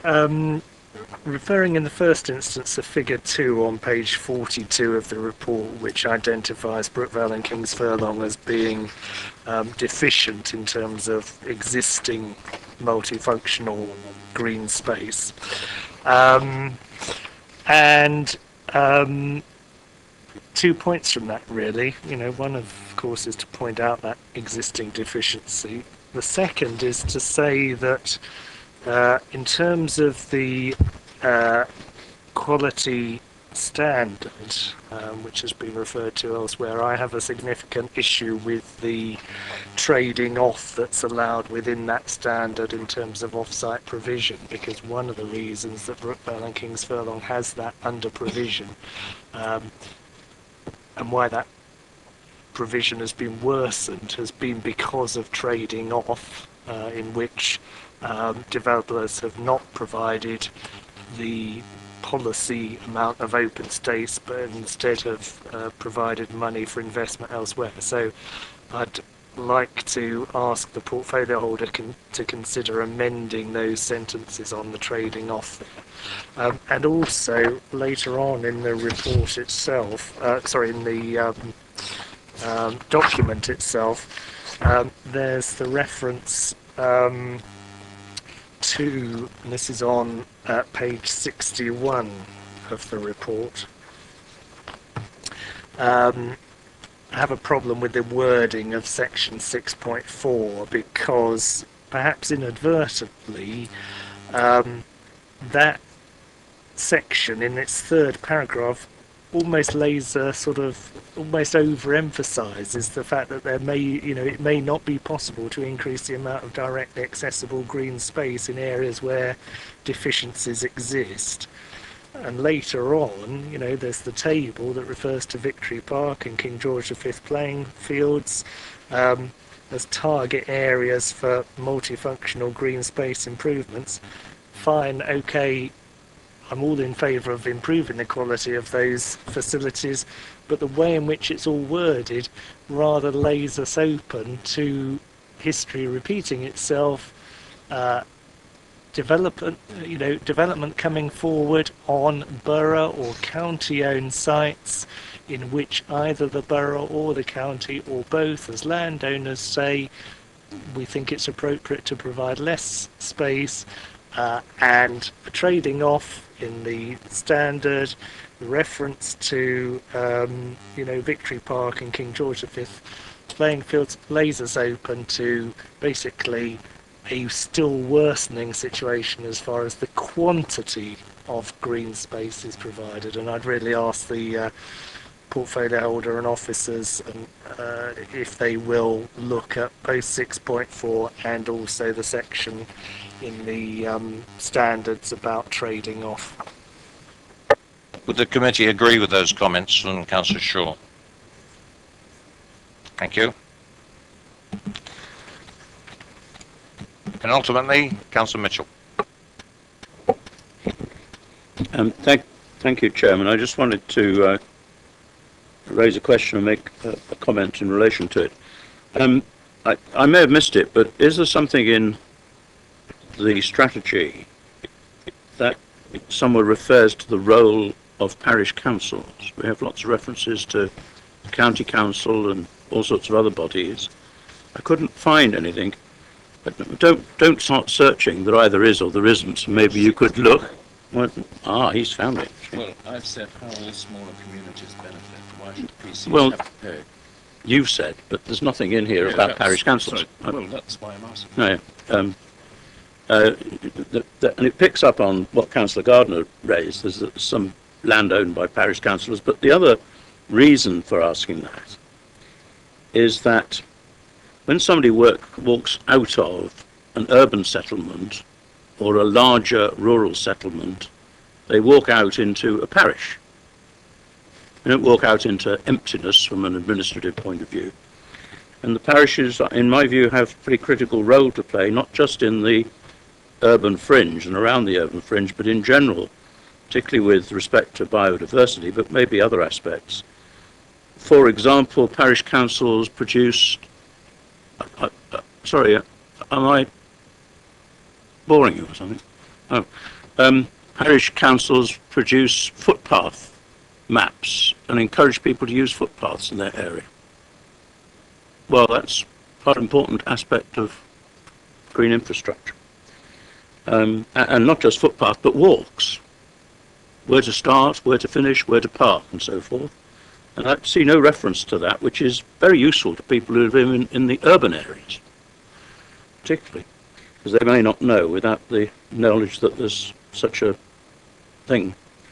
The other thing is they do things or orchestrate things in the area. For example, and my question would be, is this a good thing or a bad thing? One of my parishes in the last year or two has carefully invested in very large numbers of daffodil bulbs to go along the verges of an A road. Now, I don't suspect daffodils aren't really part of wildlife and biodiversity, but they had no guidance to put wildflowers down the edge of verges. If somebody had said, well, do this down the edges of verges, avoid daffodils like the plague.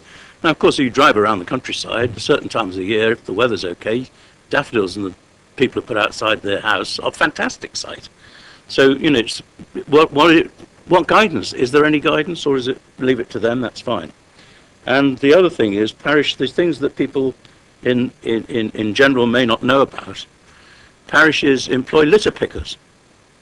Now, these litter pickers go down the sides of A roads as well as country roads and pick up litter.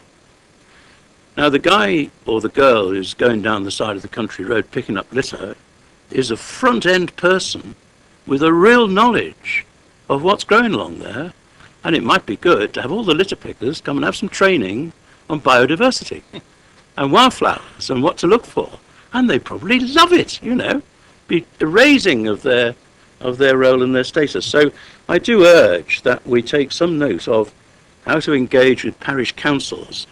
And as I think I'd like to see some reference to it in the strategy, which then leads into things in the action plan. And I'd be happy to introduce parish councils who could give guidance on this and say how might they help, so that that becomes quite positive and productive. My other question was to do with the waterways. We've got the test, very important bit of waterway. There's no mention of the tributaries, like the Bourne rivulet, which is a source of considerable intrigue and interest. And I suggest if we haven't looked at the pollution potential of the Bourne rivulet, we do so. Full of crap. And ditto in the north of the borough, the tributaries of the Thames, which have similar problems. Thank you, Councillor Mitchell. Now, we've picked up a couple of comments there. Would you like to quickly run through them, please? Consider reference to how we engage with parish councils, particularly in terms of their activities and publicity, and potentially what guidance we can give to them. And the second point was the point about rivers, the river test and the tributaries. I've got the Riverbourne rivulet and the Thames tributaries. Members, are we happy with that comment to pass on to the portfolio holder? I gather he's rather keen on it. And lastly, Councillor Leake. Yeah.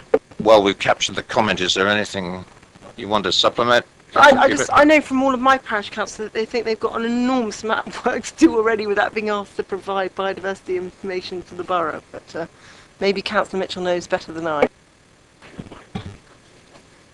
Councillor Leake.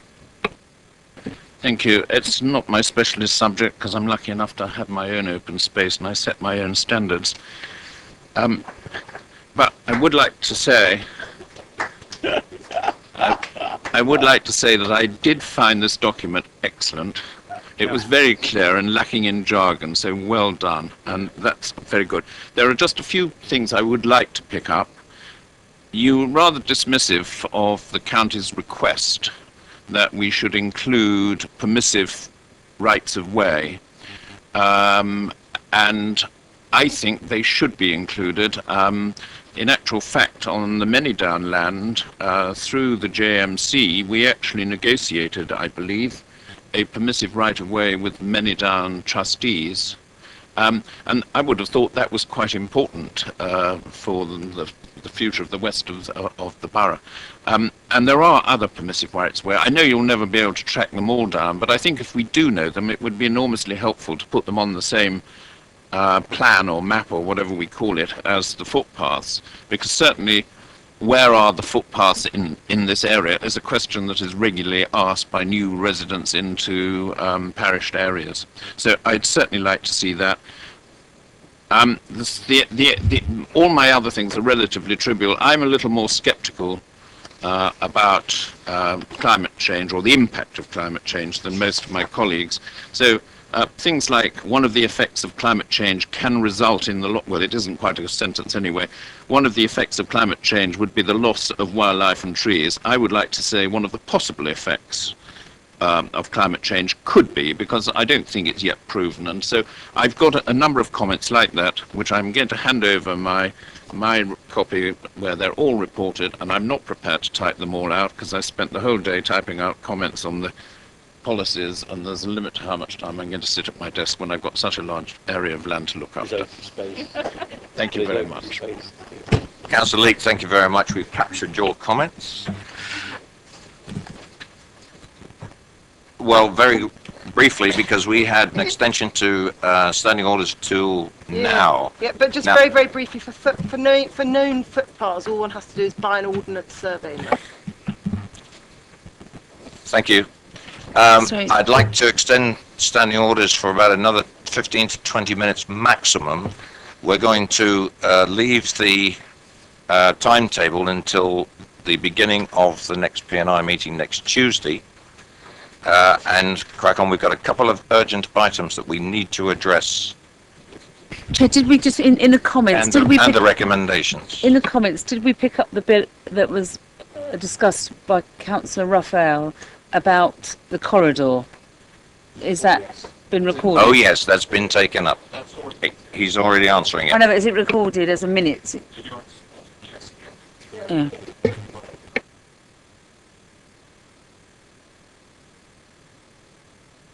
Right, I'm now going to go through the recommendations for this particular. Do you want to take this?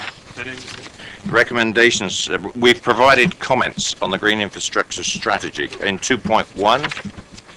2.2, we note that the report has been submitted to the Housing and Environment and Overview and Scrutiny Committee for comment.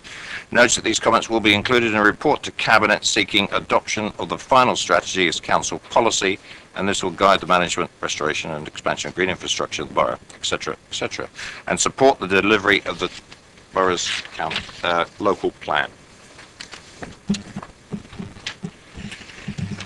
Now we've got the following referral was discussed. Full council held on 21st of March 2013. Parks, playing fields and open spaces. Council requested the Cabinet to this committee to ensure that our long-established parks, for example, Stratton Park, Chinham Park, Russell Howard Park, and the War Memorial Park, be protected from development.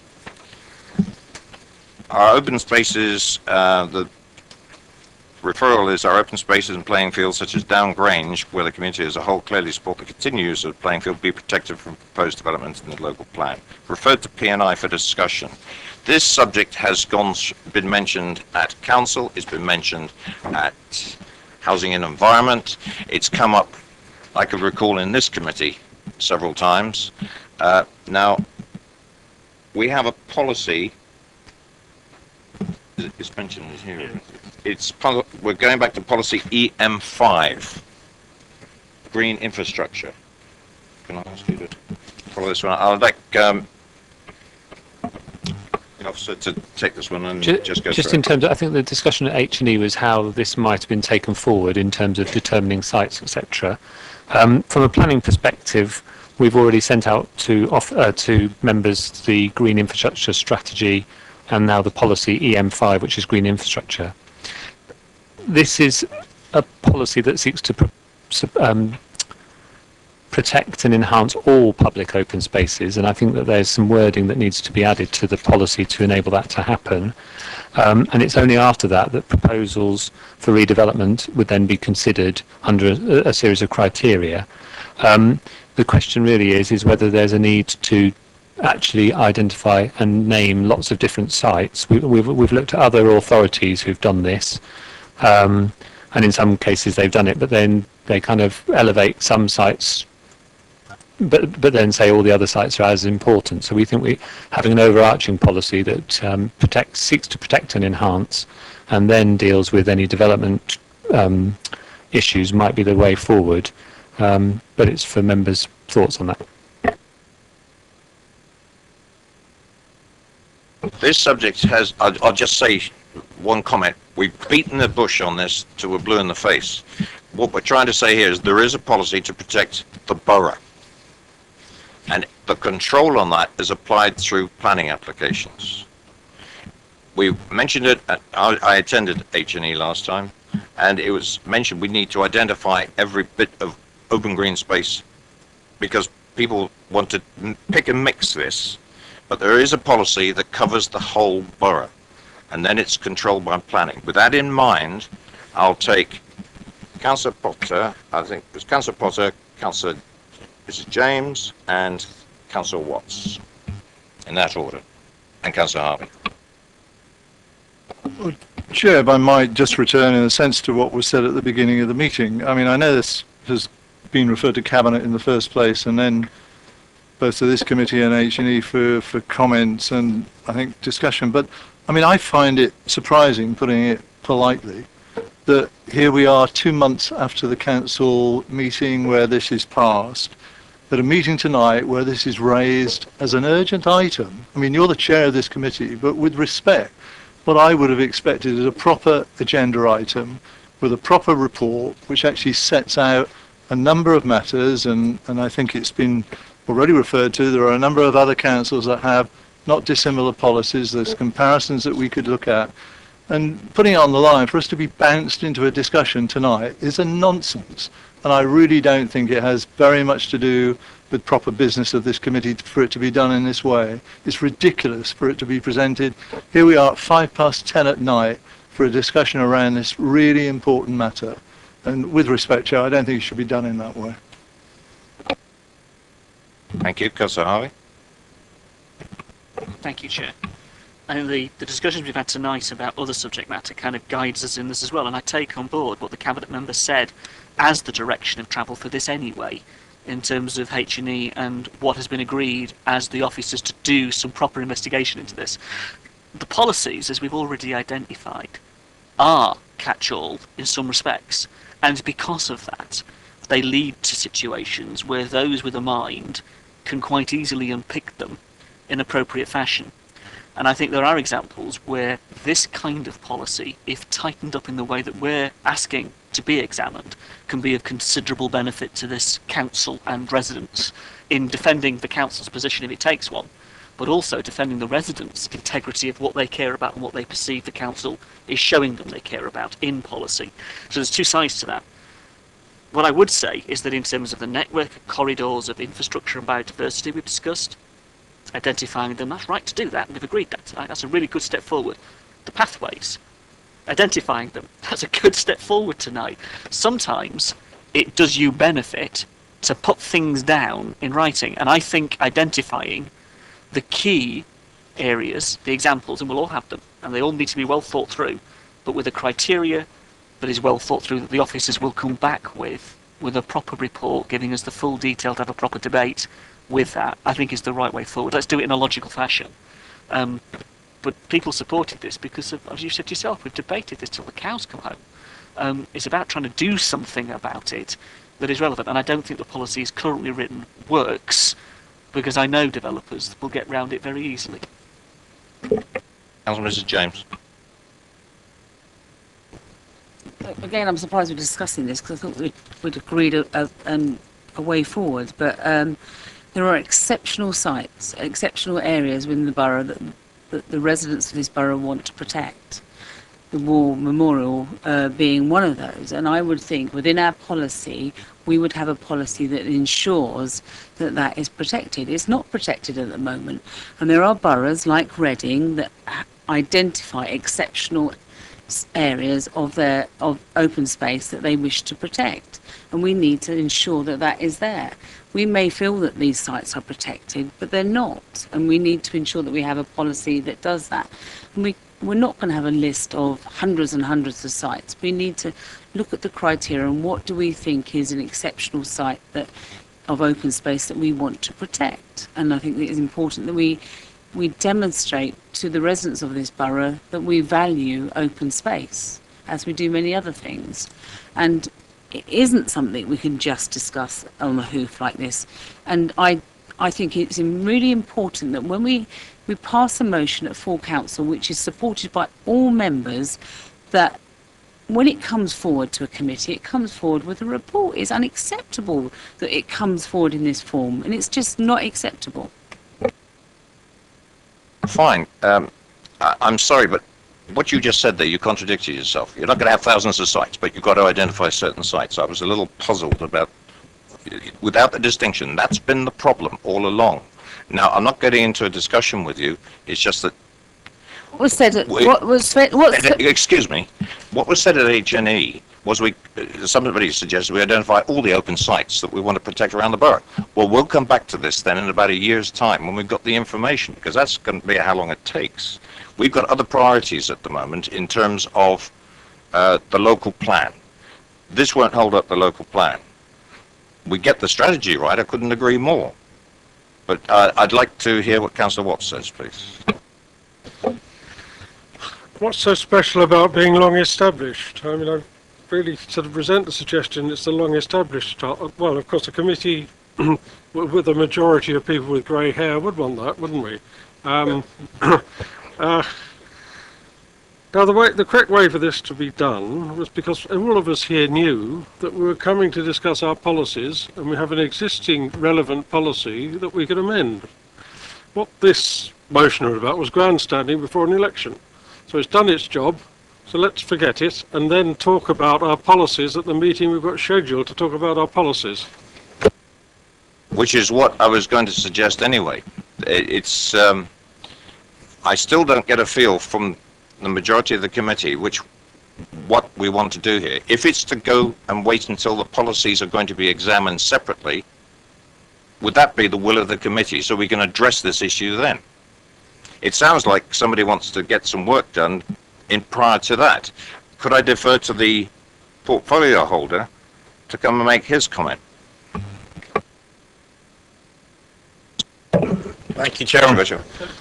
Hang on a second. Oh. I think I'm aligned with Councillor Watts largely on this. It seems to me that on the face of it, policy AM5 as it's currently written, and I think the officer more or less supported this view, doesn't deal effectively with the issue that underlies this council motion. So it either needs amending, or we need a parallel policy alongside it which deals with it, because green infrastructure may not be exactly the right title for it.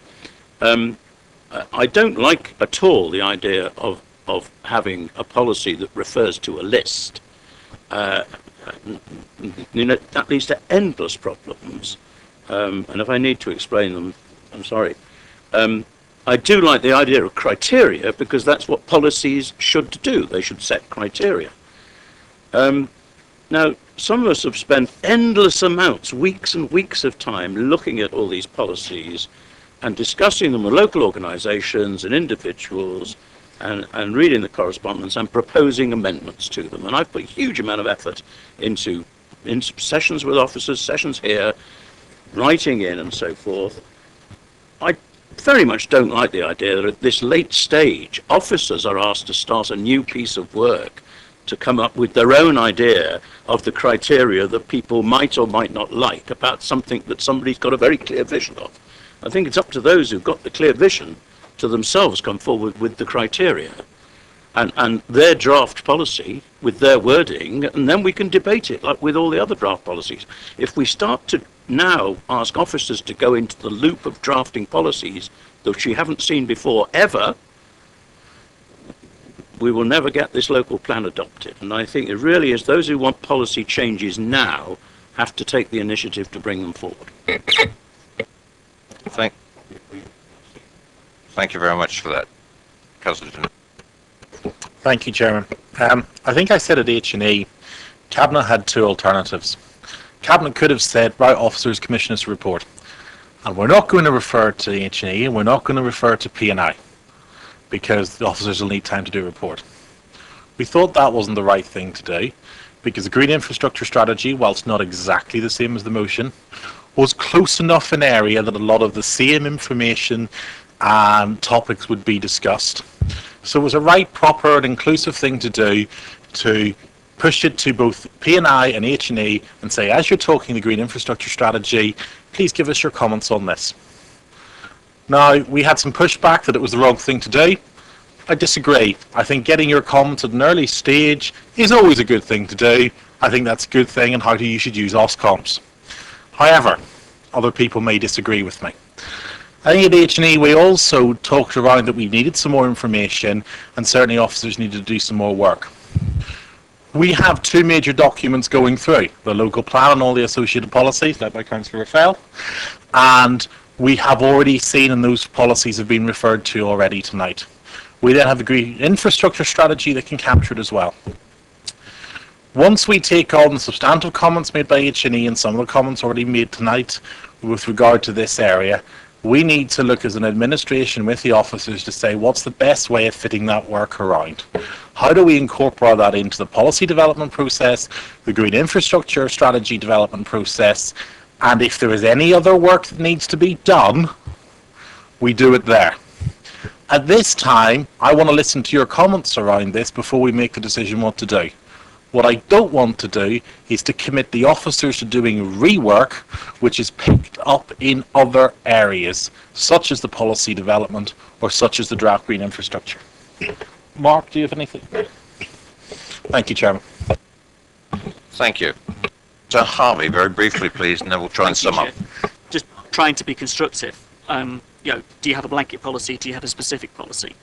I think the criteria, as has been said, in terms of going forward, would be a positive way to examine whether or not the policy as it's currently written gives us the security we're looking for, gives us what we're actually wanting out of this, which isn't, there's no great political disagreement here. We all want the same thing. The point is, does the policy give you it? Will it stand up to true scrutiny, faced with a true scrutiny from a developer looking at it from that point of view? For example, just one very specific example, active recreation as opposed to passive recreation, and the use of the definitions in that sense, and how they would be thrown back at you, not just in the Green Infrastructure Strategy, but also in the policy and its way it's written. I am not a planning expert. I'm not going to wordsmith something that I want a proper officer with the proper professional experience and a legal eye to do. I wouldn't dare do that, because I wouldn't be stupid enough to do that. But what I would want is that the principle that we're talking about to be taken on board, which I think it is, for the officers to do the examination in a way that gives us the security we want, so that the policy, when it's adopted, is good enough. Now, if we can get there, and I think we can, then we'll all be happy, I should hope, because we'll actually have something that will stand up to the developer knocking on the door and giving it a real good going over in a planning application. So that's really where I guess we're coming at it from. Is that a way forward? Is that a constructive way of trying to drive this forward? Councillor Cubitt.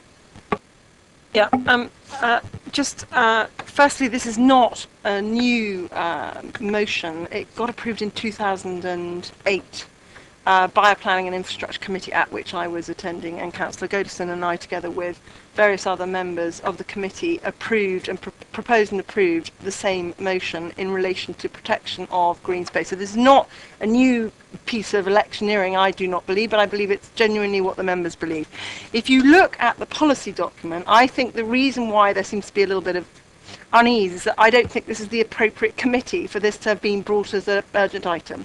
I think it should have been brought to the policy forum when we can discuss the policy documents. And just as an example of what Councillor Harvey was talking about, and Councillor James, in relation to the change in the distances for the play areas. And the response from officers was we wouldn't lose small play areas, that's not the rationale. And yet in the EM5 it specifically says, first of all it talks about redevelopment when it should just be development of public and private green spaces, but it says a robust assessment clearly demonstrates that the space is surplus to local requirements and will not be needed in the longer term in accordance with the council's local standards. So that absolutely beautifully shows you where we get ourselves in unintended consequences and lose residents' highly valued open spaces because we've gone and put in the policy something which will permit the developer to say it is surplus to local requirements. So I also believe that it is totally doable to cite some of those spaces which were approved in the motion at full council in March in the body of the policy document as the paragraphs after the EM5 definition. And we know for a fact, we knew in 2008 that there are a number of boroughs in this country that identify very specific areas that are sacrosanct to the council. Those are that's my comments. Thank you. These comments? No, Sorry.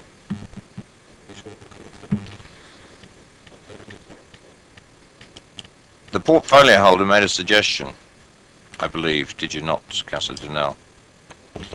The suggestion I made at H&E was that I would work with the chairman, and I'm paraphrasing now, please check the webcast if I've got the exact words, but basically we determine what work needs to be done, we determine how that work should best be done. I'm not going to ask officers to do rework. If it's captured under policy development, if it's captured under the redrafting of the green infrastructure strategy, we don't need to do any more work, because those will come back. If it's not captured, we need to do more work. That to me seems to be the sensible way of feeding this through the council system. Would the committee agree with that? Thank you.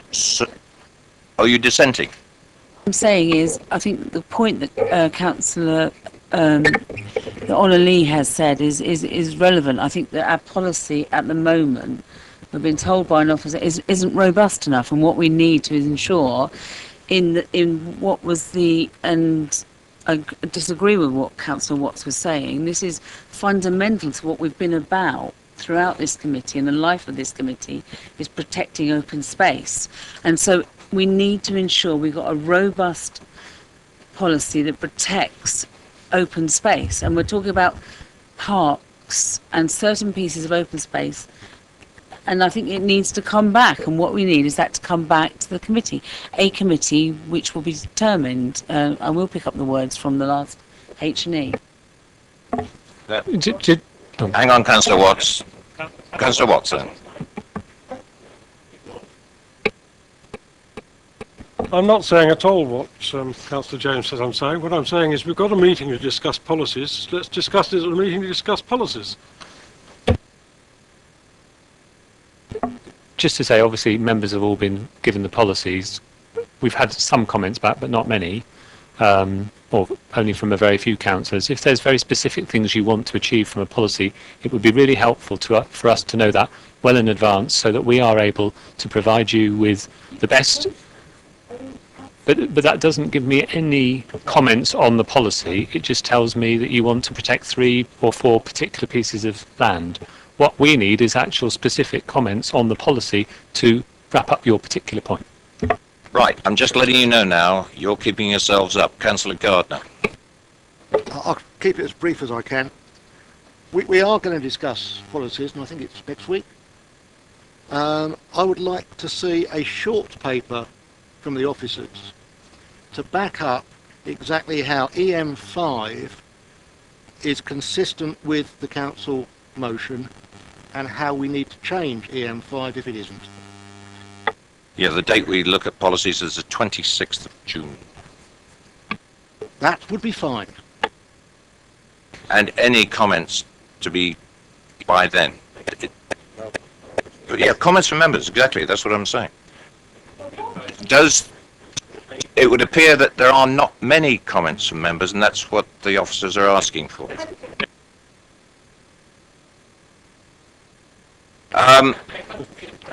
Members, can we take that as agreed?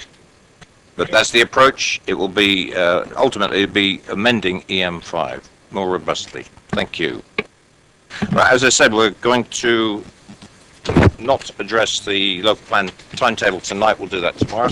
We've got the one item now left to address, and this is strategic gaps.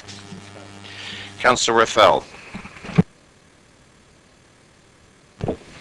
I was looking through the policies and I could not remember discussing this draft of the EM2 policy at this committee. I inquired with officers and they thought it was discussed at a briefing meeting, but it was not discussed as it's drafted.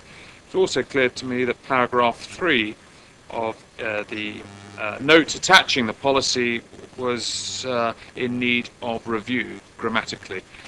And I was also aware that none of us had seen the maps that were referred to in relation to the 4 areas that have been identified, and I was also aware that some people might think that some other areas might need to be identified.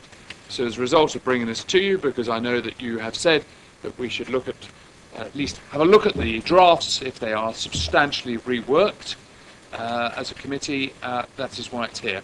So I hope you appreciate the reason for looking at it. What I would like to hear is short, succinct comments, not argument, and if you want to put it into more than 1 or 2 sentences, I would like an email to the officers with me copied into it, please.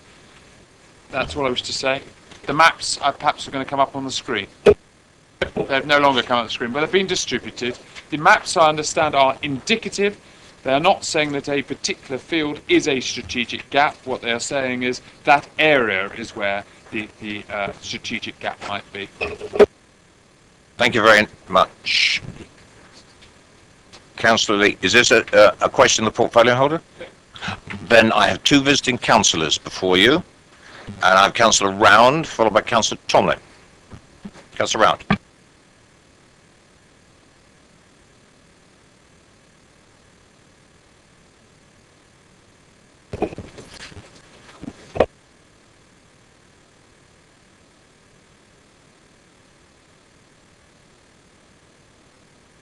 Councillor Round, you have 4 minutes. Chairman, members, thank you for allowing me to address you.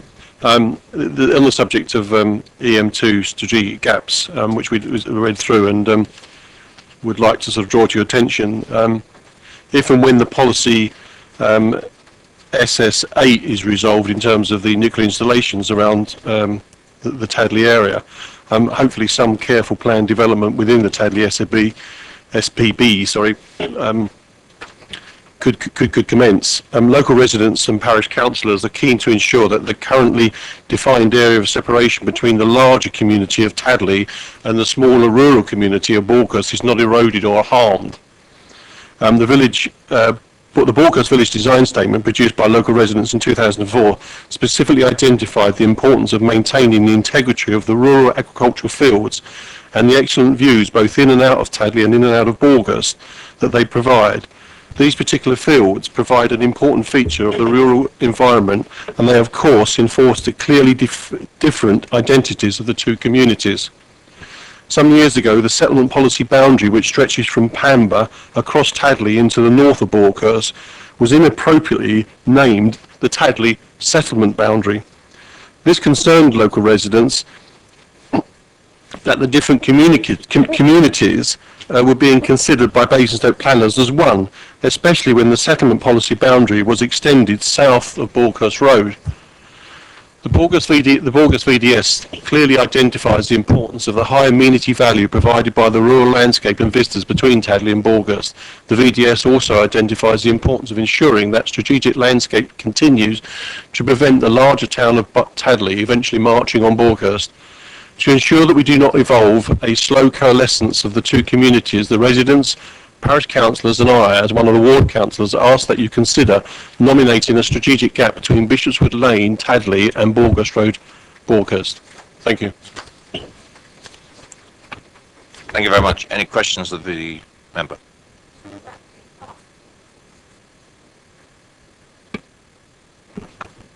Now, one request, Graham, if you could email that little contribution to Councillor Raffel.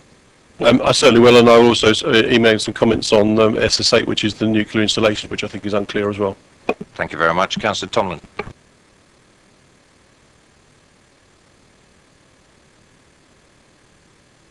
Thank you, Chair. I'll try and be brief. If I could just pass this around to members very quickly.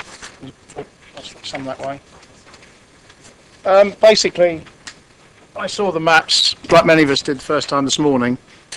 So, as the ward member for Bramley, I would like to put a bid in for a strategic gap. It's almost replacing a strategic gap that once existed to the north of Chinham, between Chinham and Bramley. This plan I've got here is from the landowner for Cuffold Farms development brief that was issued, I guess, to developers, and it showed 3 different schemes of how Cuffold Farm might be developed. This is the scheme which uses the yellow sections and aligns them to the pink, which is Taylor's Farm, and the darker pink is Chinham. It's termed aligning the sort of boundaries of Basingstoke, and if you look, it's a sort of geometrical curve to stop Cuffold Farm extending up Cuffold Lane towards Bramley. So it's already been built into what was a strategic gap, but if we're putting it back, this fits very well with the portfolio holders' view of green corridors, because obviously we get massive amount of wildlife in this area, and it also has a benefit that it wouldn't totally eradicate the existing farm and its actual use, because it would halve the size of it. And I'm just wondering if we as members might suggest to officers, and I will put this to the portfolio holder in email, that this is not a bad way of doing it, given that the developer has slightly suggested this is a potential way of keeping the houses tight to Basingstoke. Should, of course, this site go ahead. Thank you. Thank you for that contribution. Any questions for Councillor Tomlin? Gentlemen, thank you for being so patient tonight, a bit later than we had anticipated. Councillor Cubitt. Oh, sorry, Councillor Lee. Thank you. I hear what Councillor Raffel said about the actual policy wording and also about the explanatory text. I'm delighted if he wants to strengthen the policy, but actually I find it as drafted, it's probably as much as I could have ever hoped for. I'm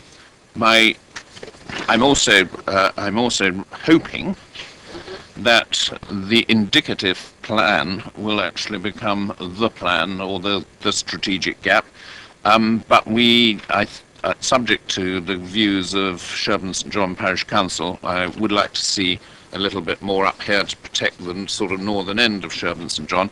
And I think we would also like to understand that if Mr Pickles is very wise and dismisses the appeal by David Wilson Holmes on BAS 104, that area should then also be included within the strategic gap.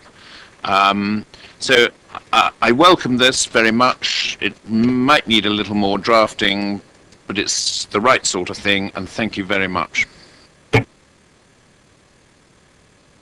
Councillor Cubitt. I'll submit my request reference, more clarification in writing. But basically, the Basing Common is part of the strategic gap already, and the Fens. So at the moment, it's an incomplete map of my ward. I think any of us that would look at these maps would agree with you. They're indicative. They're just giving an example of what it could be.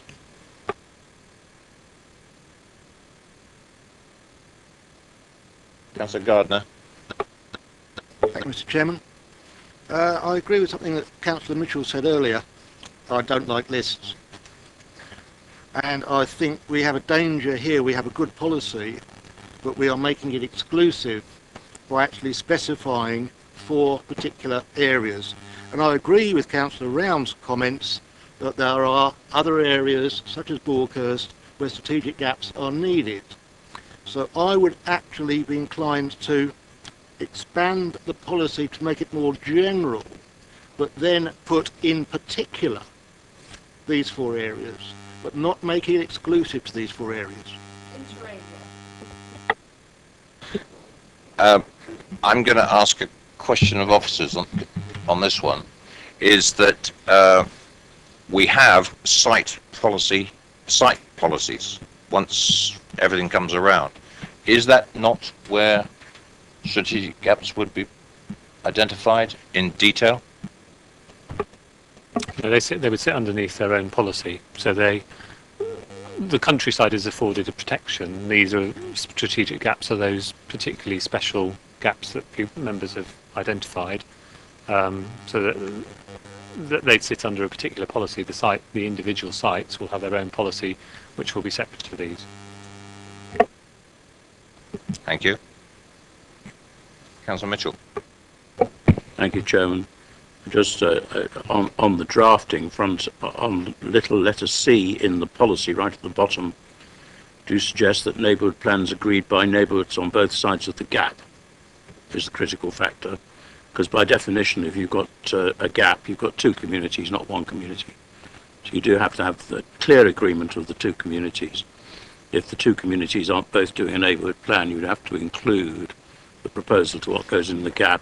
You'd have to include the neighbourhood across in a referendum and somehow define it if they're not doing one themselves. I also want to put in a special plea. What are you doing? What? No, it's obvious. Put in a special plea in my ward. We've got a gap which hasn't been measured between Wootton Hill and Highclere, which includes a important, very small tributary of the Kennet, which leads into the Thames, and it's suitable at points for poo sticks. It hasn't been measured, but a rough estimate will put it at about 7 metres, and we're very keen to avoid development in that gap. I would strongly recommend that all these comments that are being made are emailed to the portfolio holder and copied to Mr. Hunter. It's Councillor Peach. Oh. No, Councillor Watts, we do have you on the list. Be with you in a minute. Thank you, Chairman. I just wanted to make a comment on this policy as well, that the strategic gap are obviously about coalescence of areas, and looking at the areas that have been identified, it's clearly sort of around villages and perhaps the more rural areas. And I do agree with that, not saying I don't. But I also think we've got to be careful that we don't coalesce urban areas as well. So in many respects, I'd like to see strategic gaps to be identified for ensuring that urban areas still retain their identities as well. Same comment to the portfolio holder. And Councillor Harvey. Thanks, Chair. Just quickly then, I think the policy as written needs to have the word coalescence in there, because that's the word the inspector will be drawn to, in a way that finish my sentence. In a way that gives us can be entitling it EM2 strategic gaps, but my point is in terms of it standing up to the scrutiny at EIP, and they're in the lists I think are important, because you can't get away from designation when you're talking about these things. I appreciate the generality of the point of trying to keep it. I don't think you can escape that with what we're trying to achieve here. So going back to the current policy, there is a list, and I'm sure these communities would like to know why they're not included, so it would be useful to have a justification of all those that are relevant or still relevant in the existing policy, because it might well be, as Councillor Riffel has said, that they are continually irrelevant now. In terms of, just very quickly, on north of Popley and Kiln Farm, this committee has passed a recommendation that it didn't support the allocation of Kiln Farm going forward into the suggested sites of the Cabinet last time round. I think Kiln Farm should be included at the moment within the strategic gap. It is very clear that it would logically link through to the woods, it would logically link through to where you would have a coalescence policy, and there is no good reason why it shouldn't do, and I think I would like to see that supported. I would really like to see that considered. The only reason it isn't is because somebody else is obviously promoting it for development. That doesn't mean we shouldn't defend it as an area of coalescence we don't want to see. Councillor Harvey, could I ask you what policy you're referring to? Because Mr. Hunter and I am very puzzled There's an old policy relating to, or the current policy relating to the old D5, the old SAVE policy that gives you the whole list of areas of the settlement boundaries and the strategic gaps around them that would prevent you effectively. But it was the old policy that related to it. But those communities should be given the same equal opportunity that these are as well.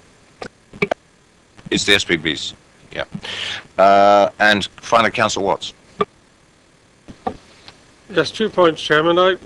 I'm in favour of a Basingstoke-Oakley strategic gap, but it seems to me foolish, and as it's been said, this is just indicative. I'm quite happy. It seems foolish to agree what this is separately from the master planning of Manydown.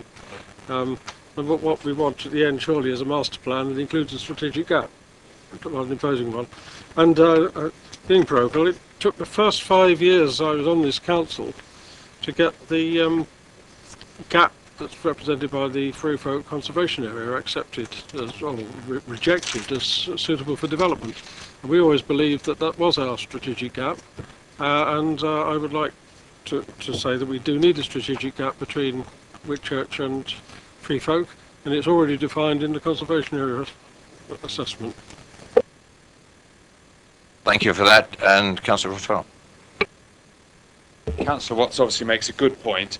It's clear that the plan in relation to Manydown leaves out roads, and it leaves out any requests that the people of Oakley might have for any expansion, and all of that needs to be put into consideration. But it's indicative of a desire that there should be a strategic gap between whatever's happening at Manydown and Oakley.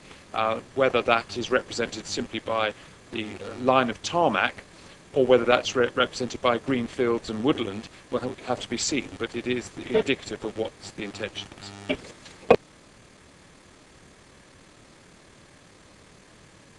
Right, the officers captured all those points that we did on an individual basis as we walked through that. Any of you that are going to submit comments to the portfolio holder, be very welcome. Thank you very much for your indulgence tonight. I will see you on Tuesday.